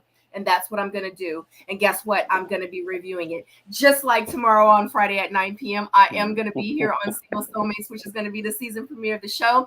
Thank you so much, guys. I appreciate you joining me tonight. I do want you to go around the room. Let everybody know where they can find you on social media platforms. All right. You already know it's PO 100 Sightings. I'm on IG and everywhere else you want to be. I like that. That's hard to follow. You can find me on YouTube. It's J-Dub, YouTube's #1 commenter. I'm on a bit of hiatus, but the funny thing, the last video I made was a few weeks ago, and I did my best impersonation of Mike. You got to check it out. And I did point out one bright spot of the season. I actually suggested that Randall's girlfriend, his ex-girlfriend, hosted Ladies Lounge. I felt like when she came on the screen, she lit it up. She just had the je ne sais quoi. She had that it factor, and I thought she shined, and she was so natural. And it turns out that she's actually what is she? She's actually like a radio host, like it's called Blue on Air. And I knew something was going on. Like this is a professional here. They should give her a job. That's what I think. So Stacey, funny you should say that, because I don't even remember what you're talking about. I don't watch the show because I review everyone. But you know what? Okay, you can find me at Stacy_B with 3 E's on Instagram. I'm really excited for the Soul Connections, girl. Remember your girl over here is singler than a dollar bill? Yeah, I need a soulmate too. I'm excited. Like, I don't forget. Okay, like this season over. Let's go to this season of Soulmates, girl. I'm ready to see this. I'm excited and hyped about it. Yes, because this is where the real connections is going to happen. Okay. If they can't bring it to us, I'm gonna bring it to us. Okay. So yeah, I appreciate every last one of you. Thank you so much. This has been a great season. I know a lot of you have been on and off with us, with the panelists, and you guys on the screen with me have been on and off. This was a great season. This is what I live for. Like, I didn't even know that this was going to be my calling, but I enjoy moments like this. I enjoy moments that we can sit and we can talk and have like healthy conversations with each other. You know what I mean? We can agree to disagree. Like, I love these kind of talks, you know, and just to let everybody know that's out there, like that have been on the shows. This is something that we do. We review the show. We are not reviewing you as a real person in real life, because guess what? We don't know you. I appreciate all the people that have supported me thus far. Facts. Supported. Maybe you could be in the ladies' lounge. I would love to see that. Thank you. You gotta put it out. Look at me put it in the universe, girl. I'm already manifesting. You said two words that made me a believer, baby. I'm there. I love you, Stacey B. Oh God, thank you guys. Because there's some things in the works. But anyway, thank you to everybody that's in the chat. I love you so much for this season. We do have some more Q&As and meet and greets that I am going to be doing with the cast for next week, but that's for you guys to get to know those cast members more after Ready to Love. Let me let Stacey be back on. I'm sorry. It's okay. It's okay. And don't forget to subscribe to my channel. J-Dub has a channel. Make sure you subscribe to his channel. Make sure you follow us on all socials. Tyrone was here earlier with us. He is not here with us, but just to let you know, make sure you follow Ty Wilson 21 on Instagram, on Twitter, and on his YouTube channel. And you can find me everywhere at Miss Sabrina Soul, TikTok, Twitter, YouTube, Instagram, Facebook, everywhere. Anyway, other than that, I thank you so much, guys, and I will see you back tomorrow for Single Soulmates at 9 p.m. And then guess what?